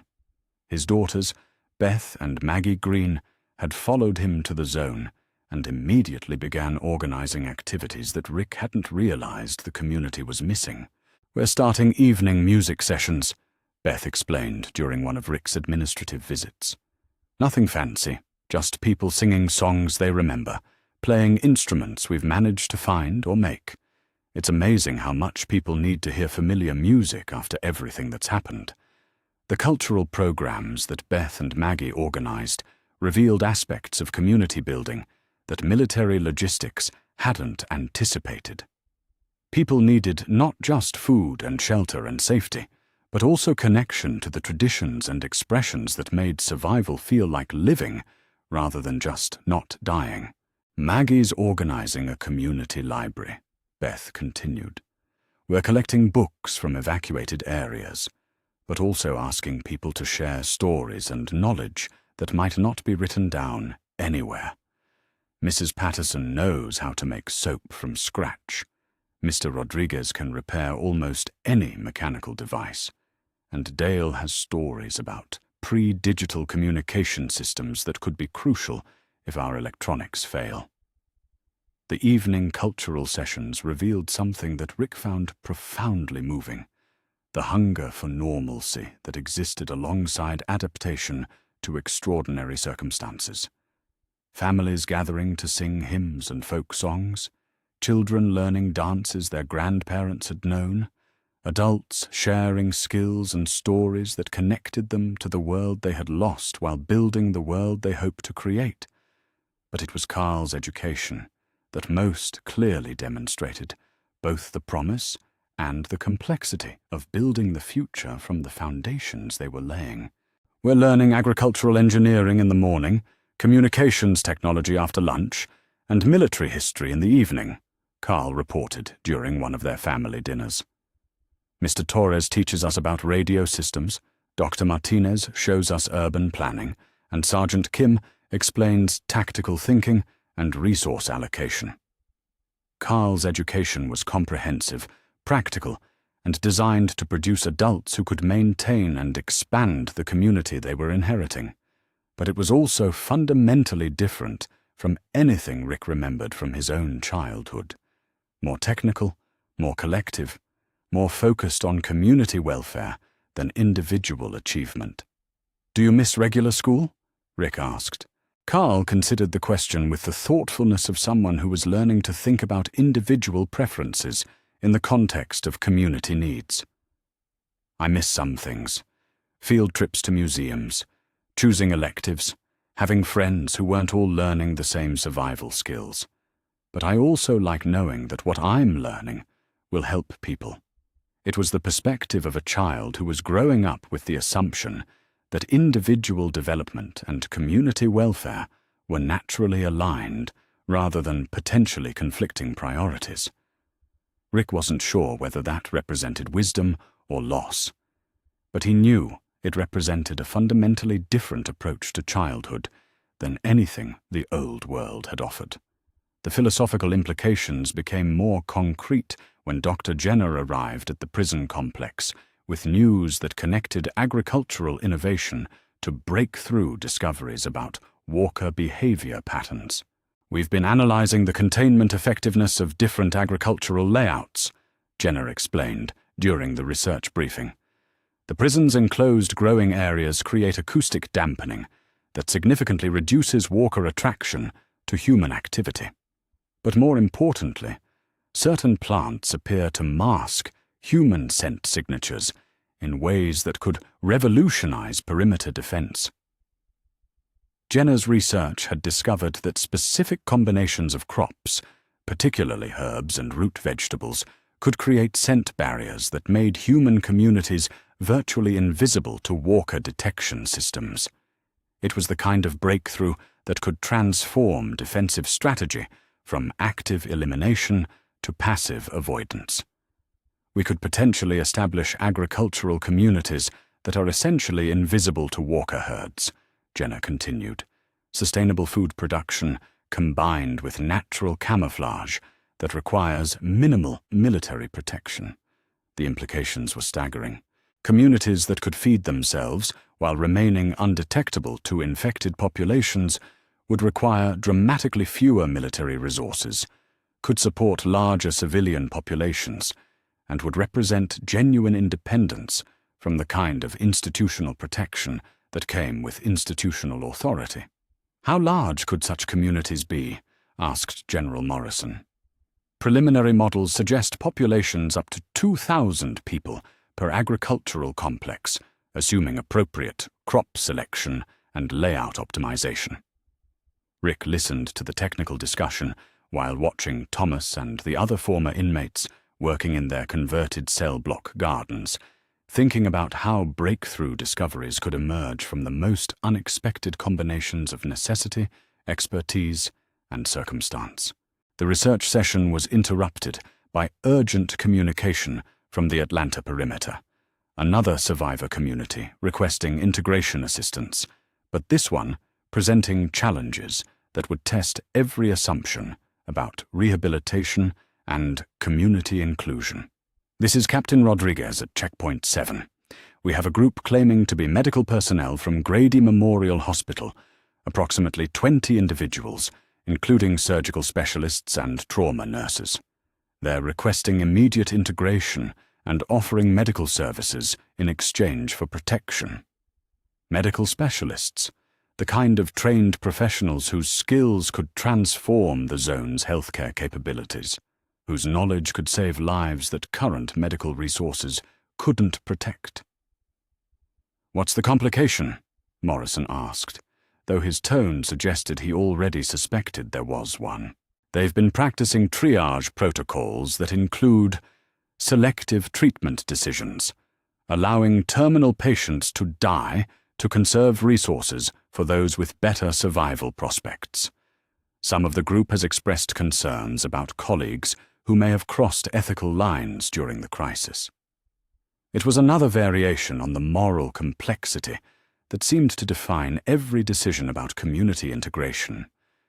Medical professionals whose skills were desperately needed, but whose survival decisions during the crisis had involved exactly the kind of utilitarian calculations that the zone's humanitarian principles were designed to prevent. "Recommendation," Morrison prompted.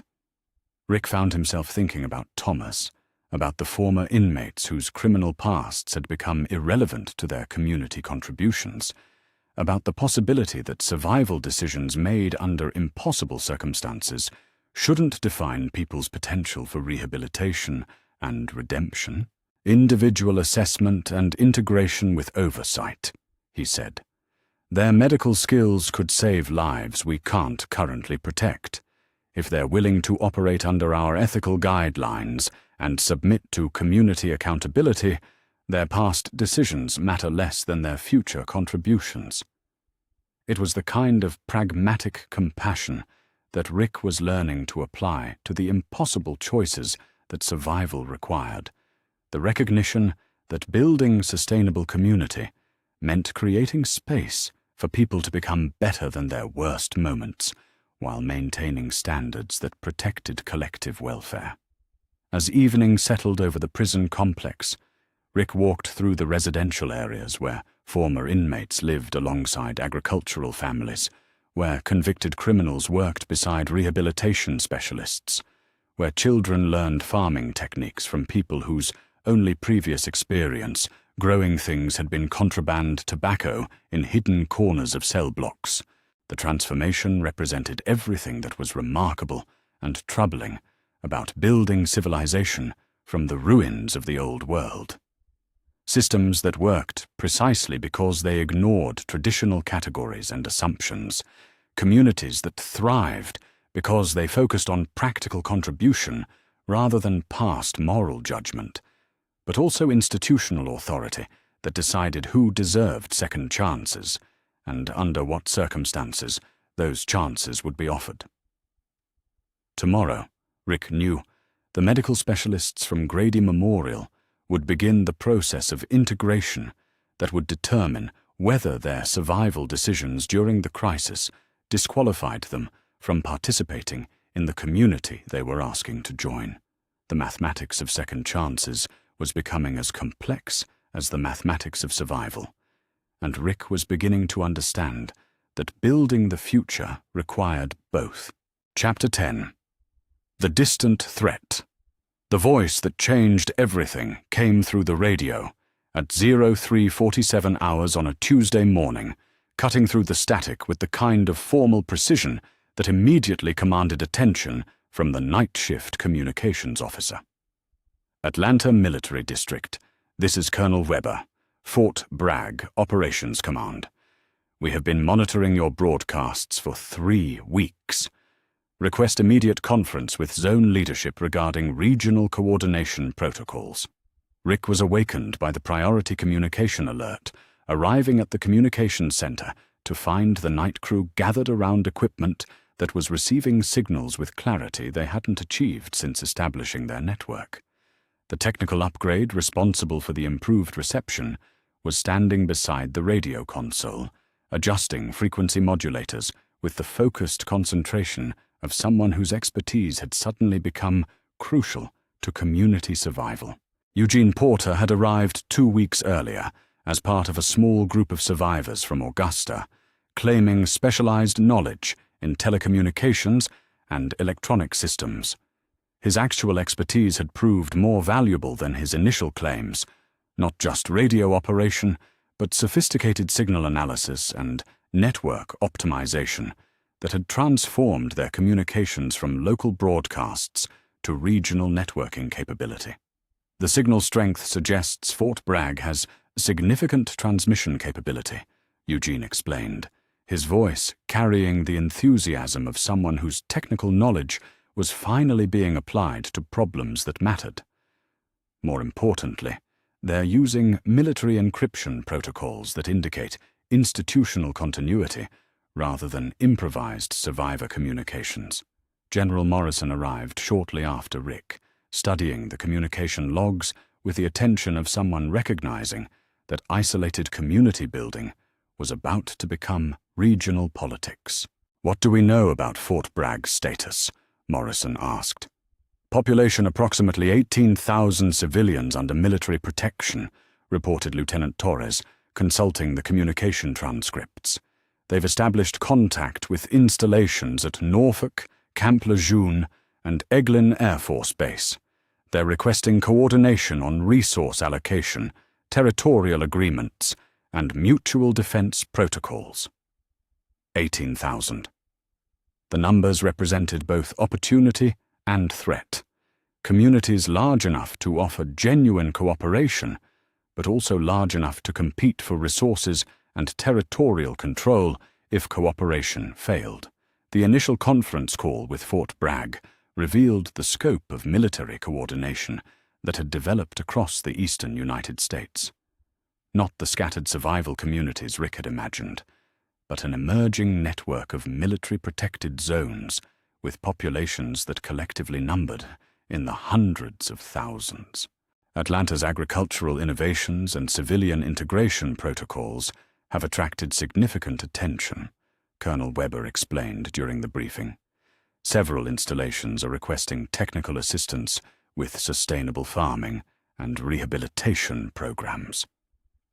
But Weber's report also included intelligence that complicated any simple narrative about successful military-civilian cooperation. "We're tracking concerning developments in Virginia," Weber continued. "A military organization calling itself the Commonwealth has established control over central Virginia with population estimates exceeding 50,000. Their expansion methods involve forced integration of smaller communities and resource appropriation that suggests they're operating under different humanitarian principles than we've adopted." The Commonwealth. Rick felt the familiar law enforcement tension that came with learning about threats that operated beyond the reach of local justice systems. A military organization large enough to dominate regional politics, powerful enough to force smaller communities into compliance, and apparently willing to use methods that prioritized resource acquisition over community welfare. "What kind of forced integration?" Morrison asked. "Communities that refuse voluntary coordination are subjected to resource embargoes, communication jamming, and selective military pressure until they accept Commonwealth authority. They're not conducting direct military assaults, but they're using economic and strategic pressure to eliminate independent community governance." It was authoritarianism conducted with sufficient sophistication to avoid triggering defensive alliances, but comprehensive enough to establish regional hegemony, the kind of threat that required institutional response rather than individual resistance. The briefing was interrupted by arrival notification from the perimeter guards, military convoy requesting emergency assistance and integration support. The convoy that arrived an hour later carried 15 military personnel and 37 civilians, led by a master sergeant whose bearing suggested someone accustomed to command responsibility and whose exhaustion indicated recent exposure to circumstances that had tested every assumption about survival and military effectiveness. "Master Sergeant Abraham Ford," the man introduced himself, extending a hand that carried the firm grip of someone whose handshake had sealed agreements that kept people alive. "We've been traveling for 3 weeks from Houston, and what we've seen suggests your community represents something that's becoming increasingly rare." Abraham's report painted a picture of regional collapse that challenged Rick's assumptions about military success across the broader United States. Houston's military installations had been overrun not by walker herds, but by competing survivor communities whose resource competition had devolved into systematic warfare. "It wasn't the infected that brought down our defenses," Abraham continued. "It was other military groups who decided that survival justified taking resources from communities that couldn't defend themselves effectively." Beside Abraham, a woman introduced herself as Rosita Espinosa, communications specialist, carrying equipment that suggested technical expertise and tactical experience.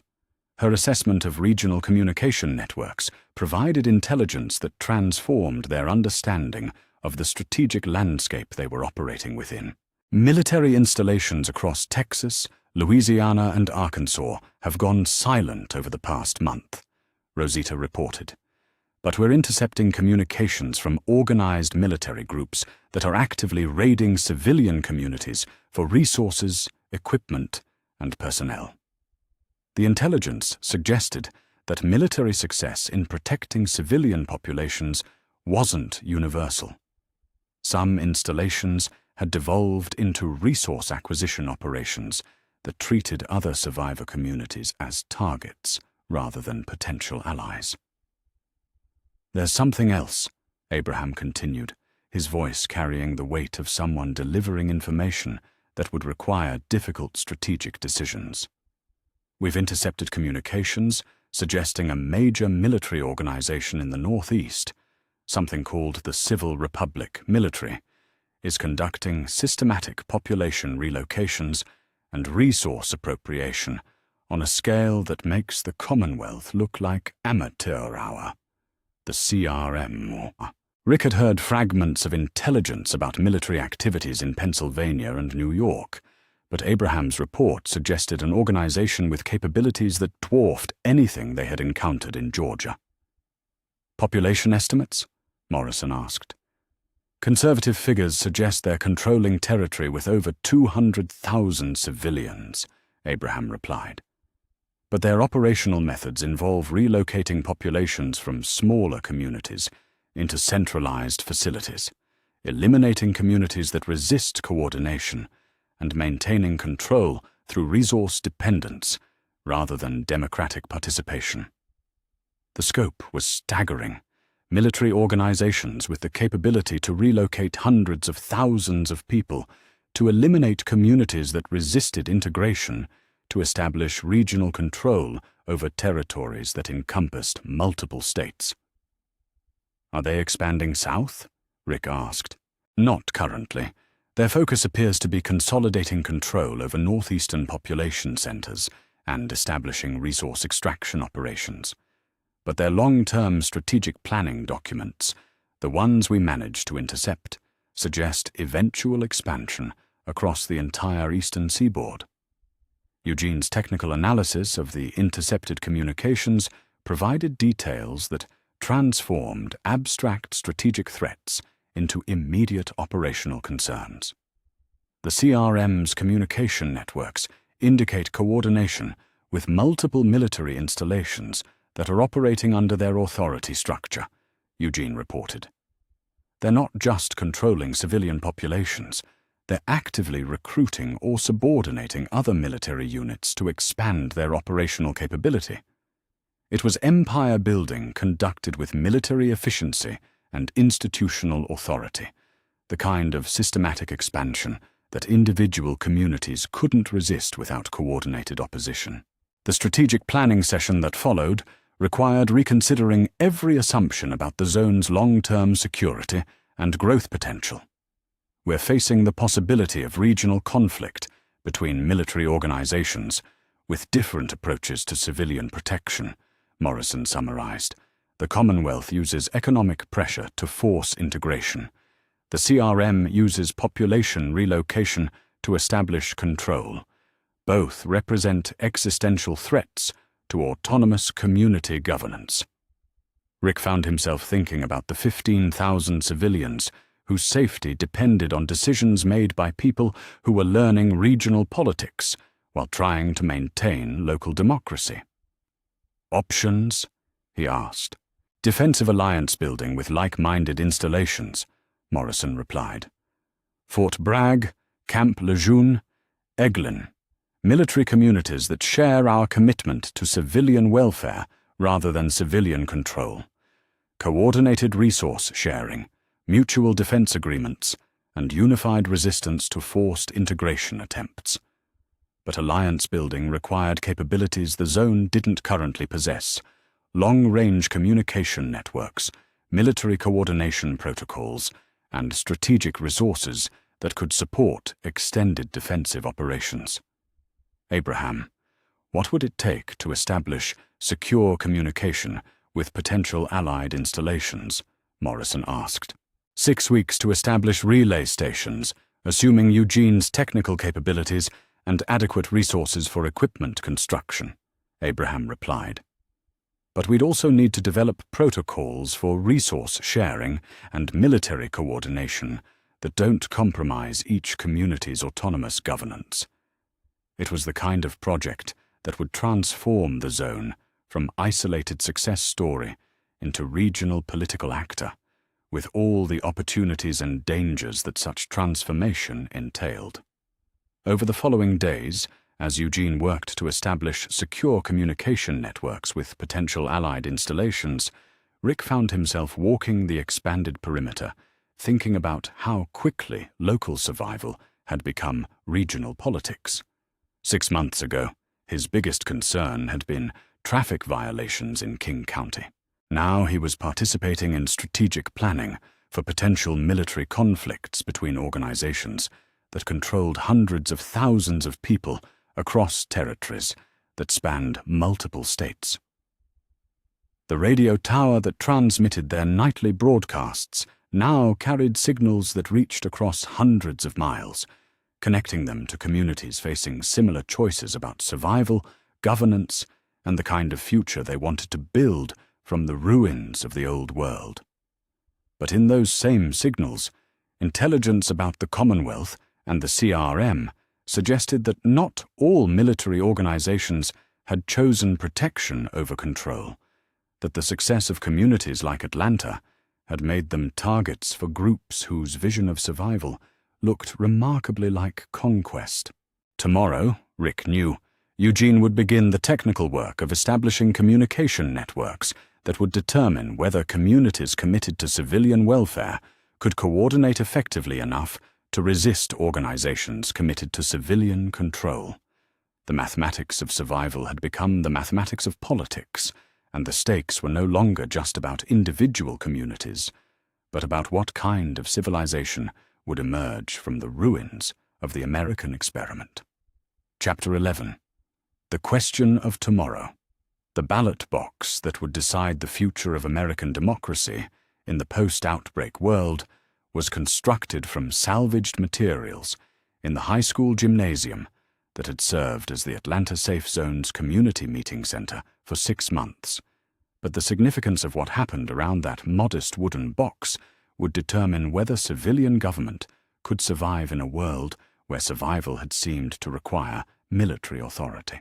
Rick stood at the back of the gymnasium, watching 18,000 eligible voters, nearly the entire adult civilian population of the zone, participate in the first Democratic Assembly election since the collapse of traditional government structures.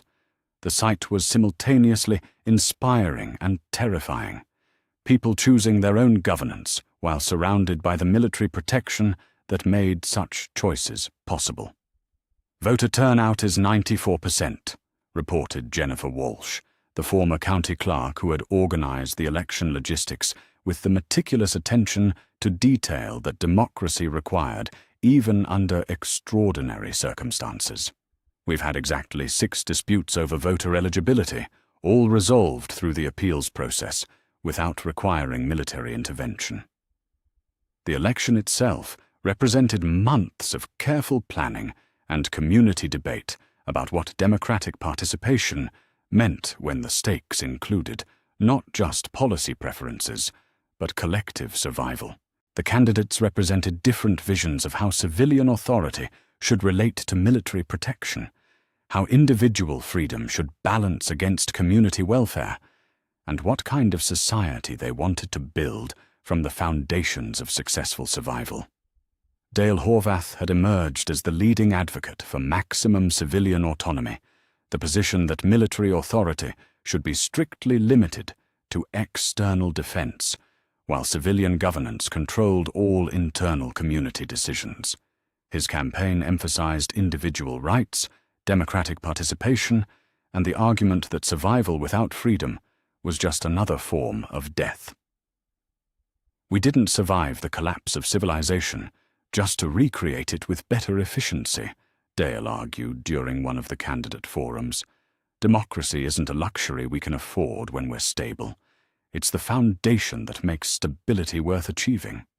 The opposing position was represented by Dr. Patricia Santos, the former agricultural coordinator, whose campaign focused on the practical requirements of sustaining 28,000 people in a world that remained fundamentally hostile to human survival. Individual liberty is meaningless if the community collapses because we can't make difficult decisions quickly enough, Santos argued. Democratic participation is valuable, but it has to be balanced against the reality that some decisions require expertise and authority that can't be subjected to majority vote. Rick found himself thinking about the evolution of his own perspective over the past 6 months. He had entered this world believing that law enforcement meant protecting individual rights within established systems. Now he was learning that building sustainable systems required balancing individual rights against collective survival in ways that traditional law enforcement had never prepared him for. The military council's debate about transitioning to civilian control had been taking place parallel to the civilian election, and the tensions were becoming impossible to ignore. The fundamental question, General Morrison had explained during one of the strategy sessions, is whether civilian democratic governance is compatible with the kind of institutional authority required to maintain security in a world where external threats can eliminate entire communities.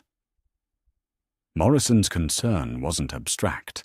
Intelligence from Abraham's communication networks indicated that the Commonwealth's expansion had accelerated, with reports of forced integration operations moving south toward the Georgia border.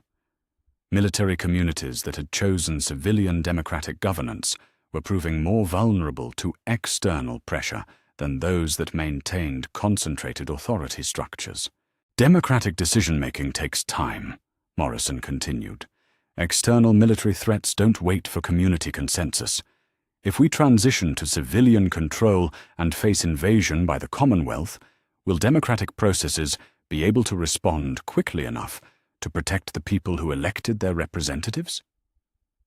It was the eternal tension between security and freedom, but with stakes that included the survival of everything they had built and the lives of nearly 30,000 people whose safety depended on decisions made by individuals who were learning to govern as they went.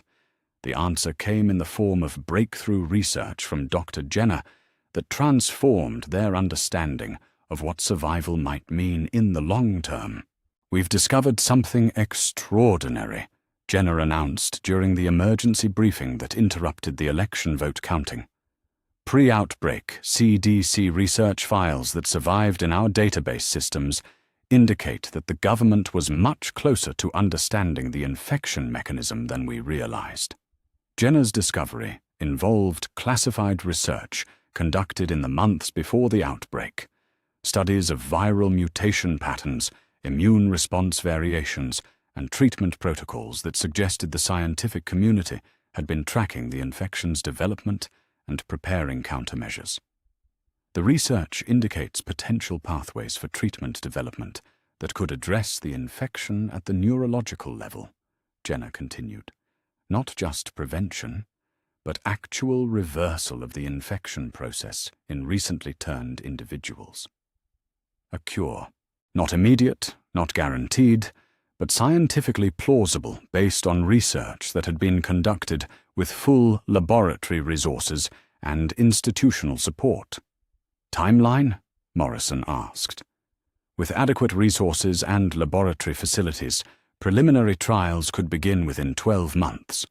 Full development and testing would require perhaps 3 years, assuming continued research support and access to pre-outbreak pharmaceutical infrastructure. The implications were staggering. If treatment was possible, then communities weren't just surviving until they failed.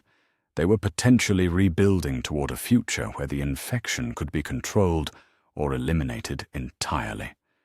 But developing such treatment would require resources, stability, and institutional continuity that could only be maintained through the kind of coordinated governance that the Commonwealth and CRM were systematically eliminating.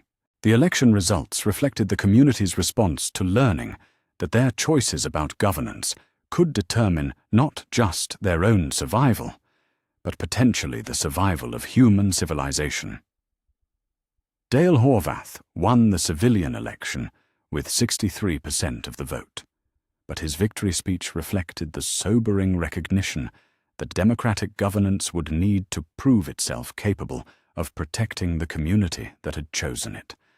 This election means that we believe civilian authority is worth the risks it requires, Dale said, addressing the packed gymnasium where vote counting had continued through the night.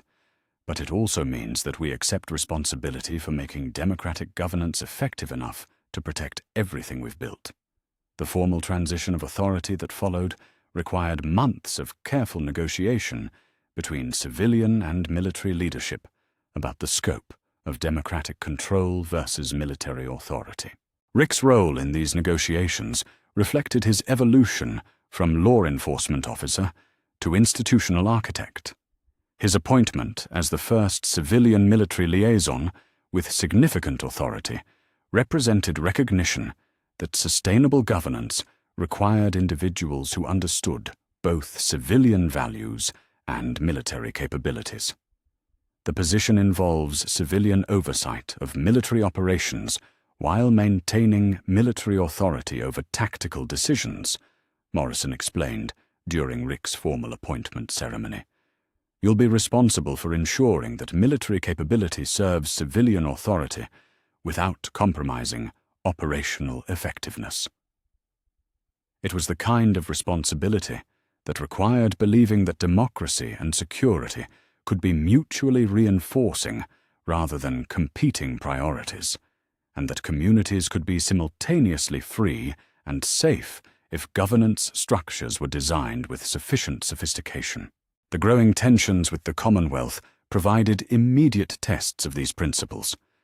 Intelligence reports indicated Commonwealth forces conducting resource assessment operations within 50 miles of the zone's outer perimeter, preliminary activities that typically preceded forced integration attempts.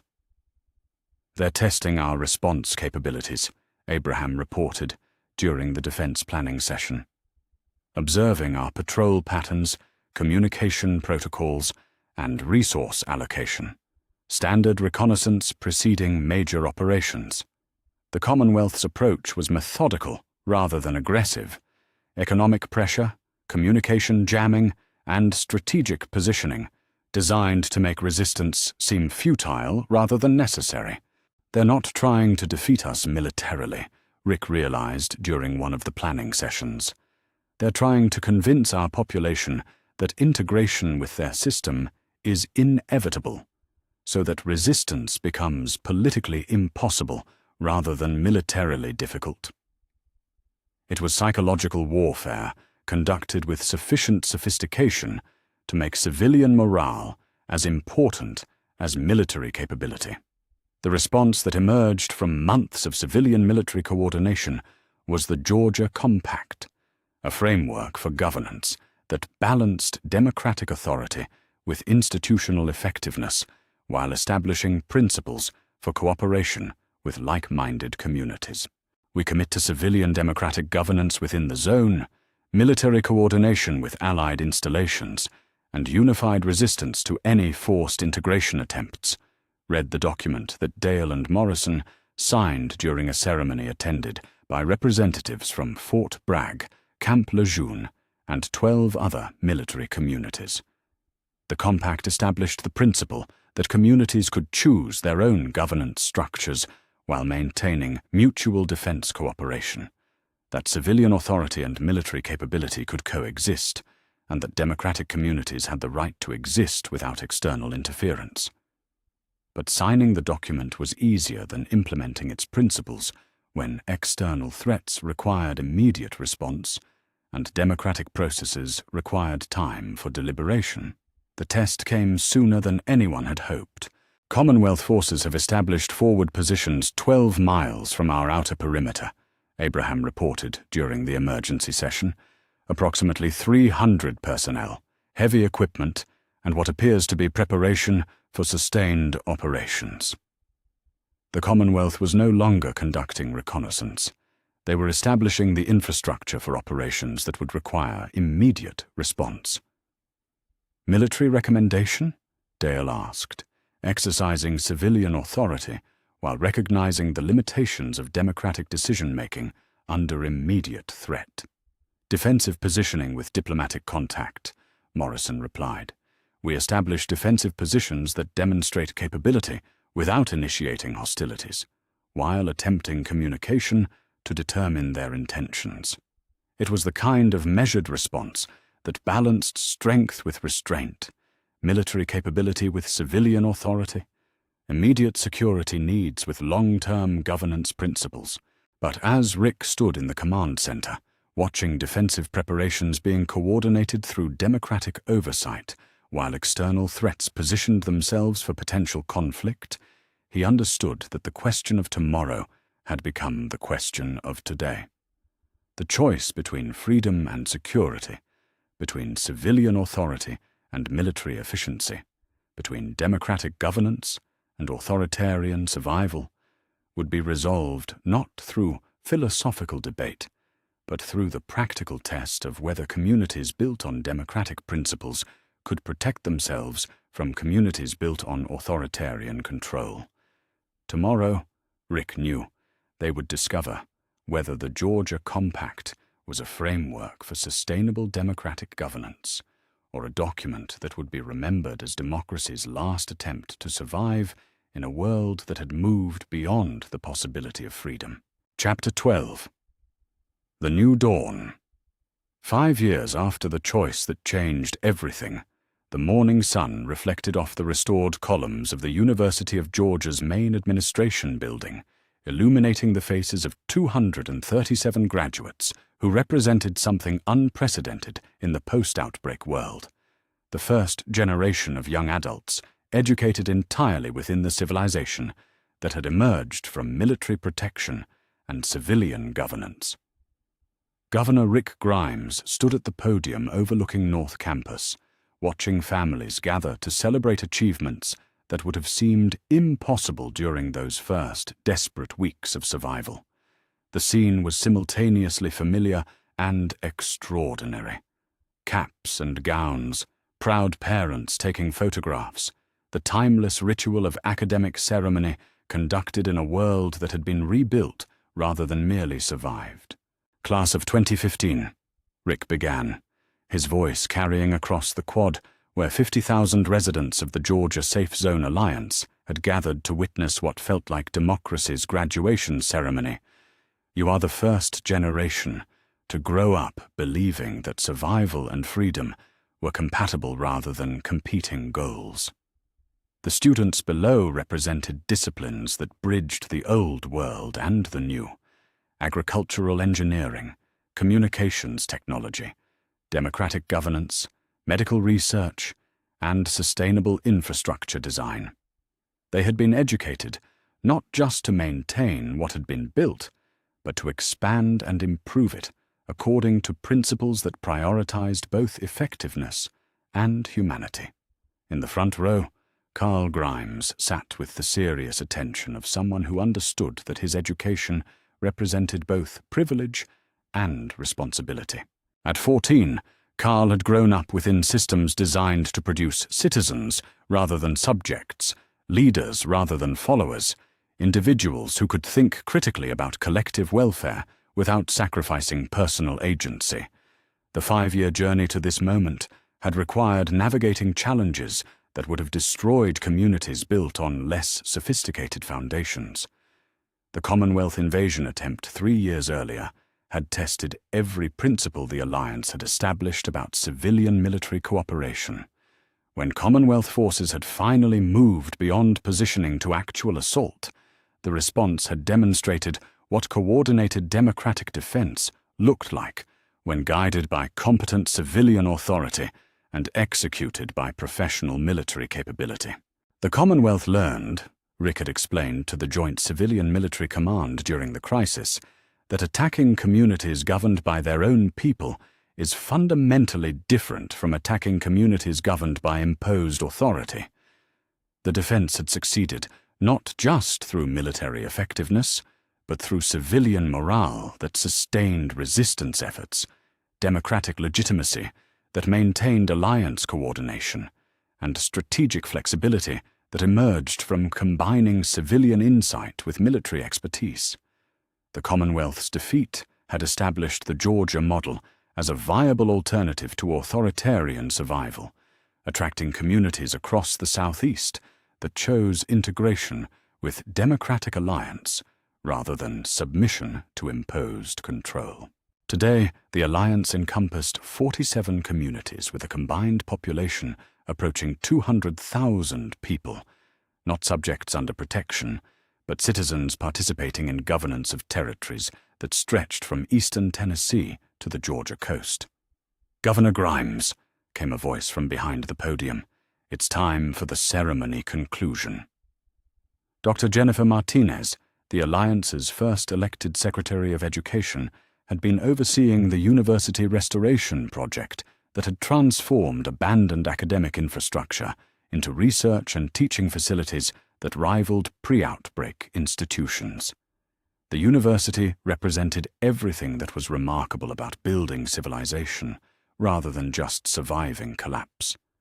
Research laboratories, where Dr. Jenner's team had developed the first successful treatments for early-stage infection. Engineering workshops, where students designed infrastructure for communities that planned to last centuries. Liberal arts programs, where future leaders learned to think about governance, ethics, and the kind of society worth protecting. "The treatment protocols are ahead of schedule," Dr. Jenner reported during the post-ceremony briefing. "We're achieving 93% success rates for intervention within 12 hours of infection. More importantly, the research consortium with Fort Bragg and Camp Lejeune suggests we'll have preventive vaccines within 2 years." 5 years of sustained research support had produced what desperate survival never could. Genuine scientific progress toward ending, rather than just managing the infection threat. But the ceremony's real significance was represented by the individual stories of young adults who had grown up believing that their futures involved choices rather than just survival. "I want to study diplomatic relations with the northern communities," announced Sarah Cooper, Martha Cooper's daughter, during the reception. "Maybe we can establish trade relationships with the CRM territories that reduce resource competition without requiring political submission."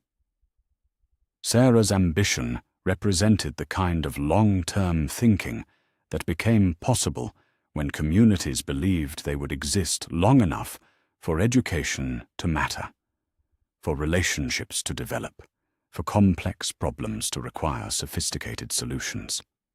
Carl's announcement during the family dinner that evening reflected similar confidence in the future, but also the personal challenges that came with growing up as the son of someone whose decisions affected hundreds of thousands of people.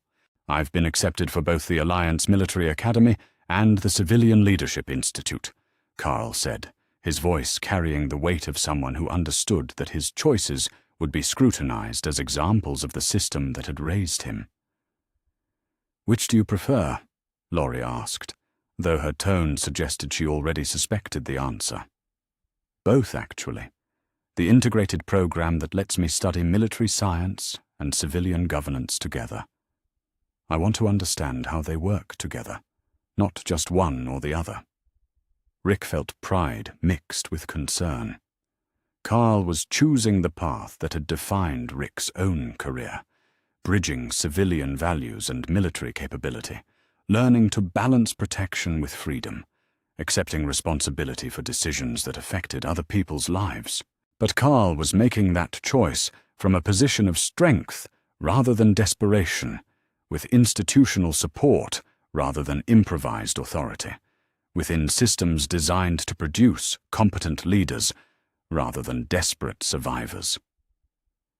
The evening concluded with the monthly Alliance Assembly broadcast, transmitted across the network of communities that had chosen cooperation over competition, democratic governance over authoritarian control, long-term building over short-term survival.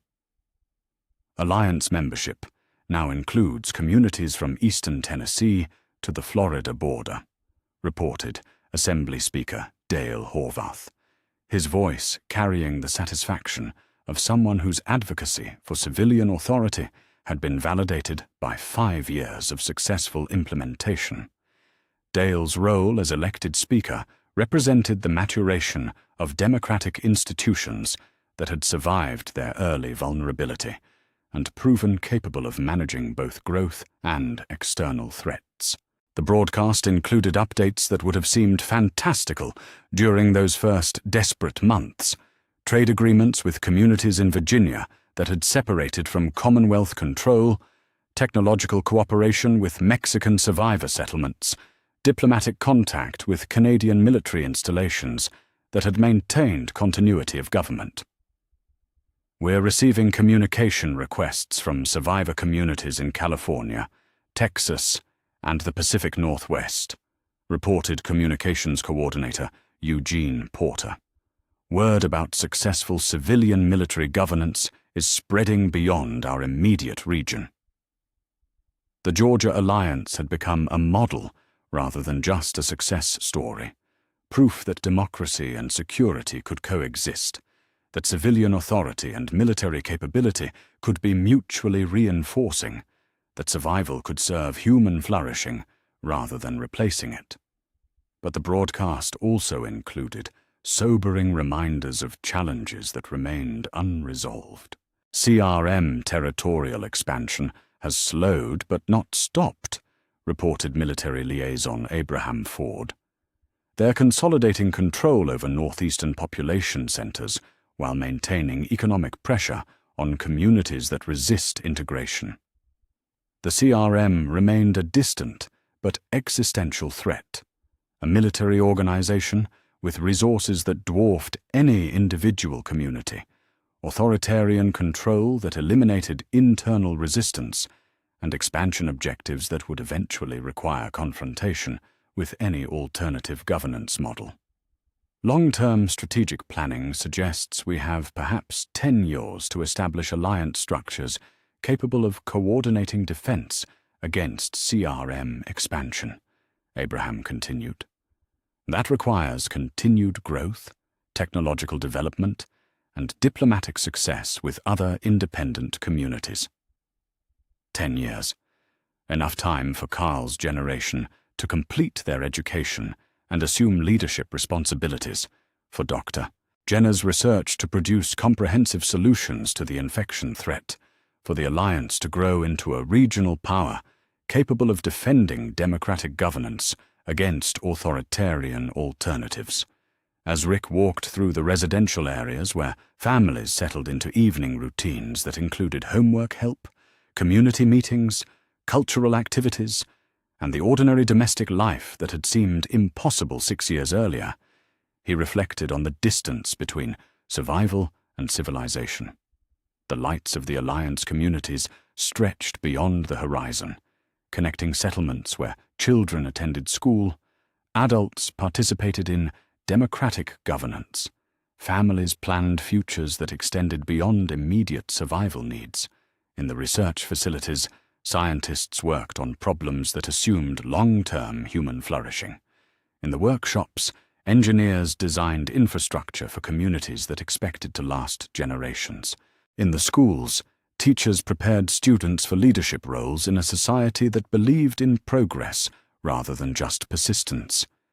It was everything Rick had hoped to find when he lost consciousness in King County General Hospital, and more than he had dared imagine when he awoke to discover that the choice between protection and control had been decided in favor of protection.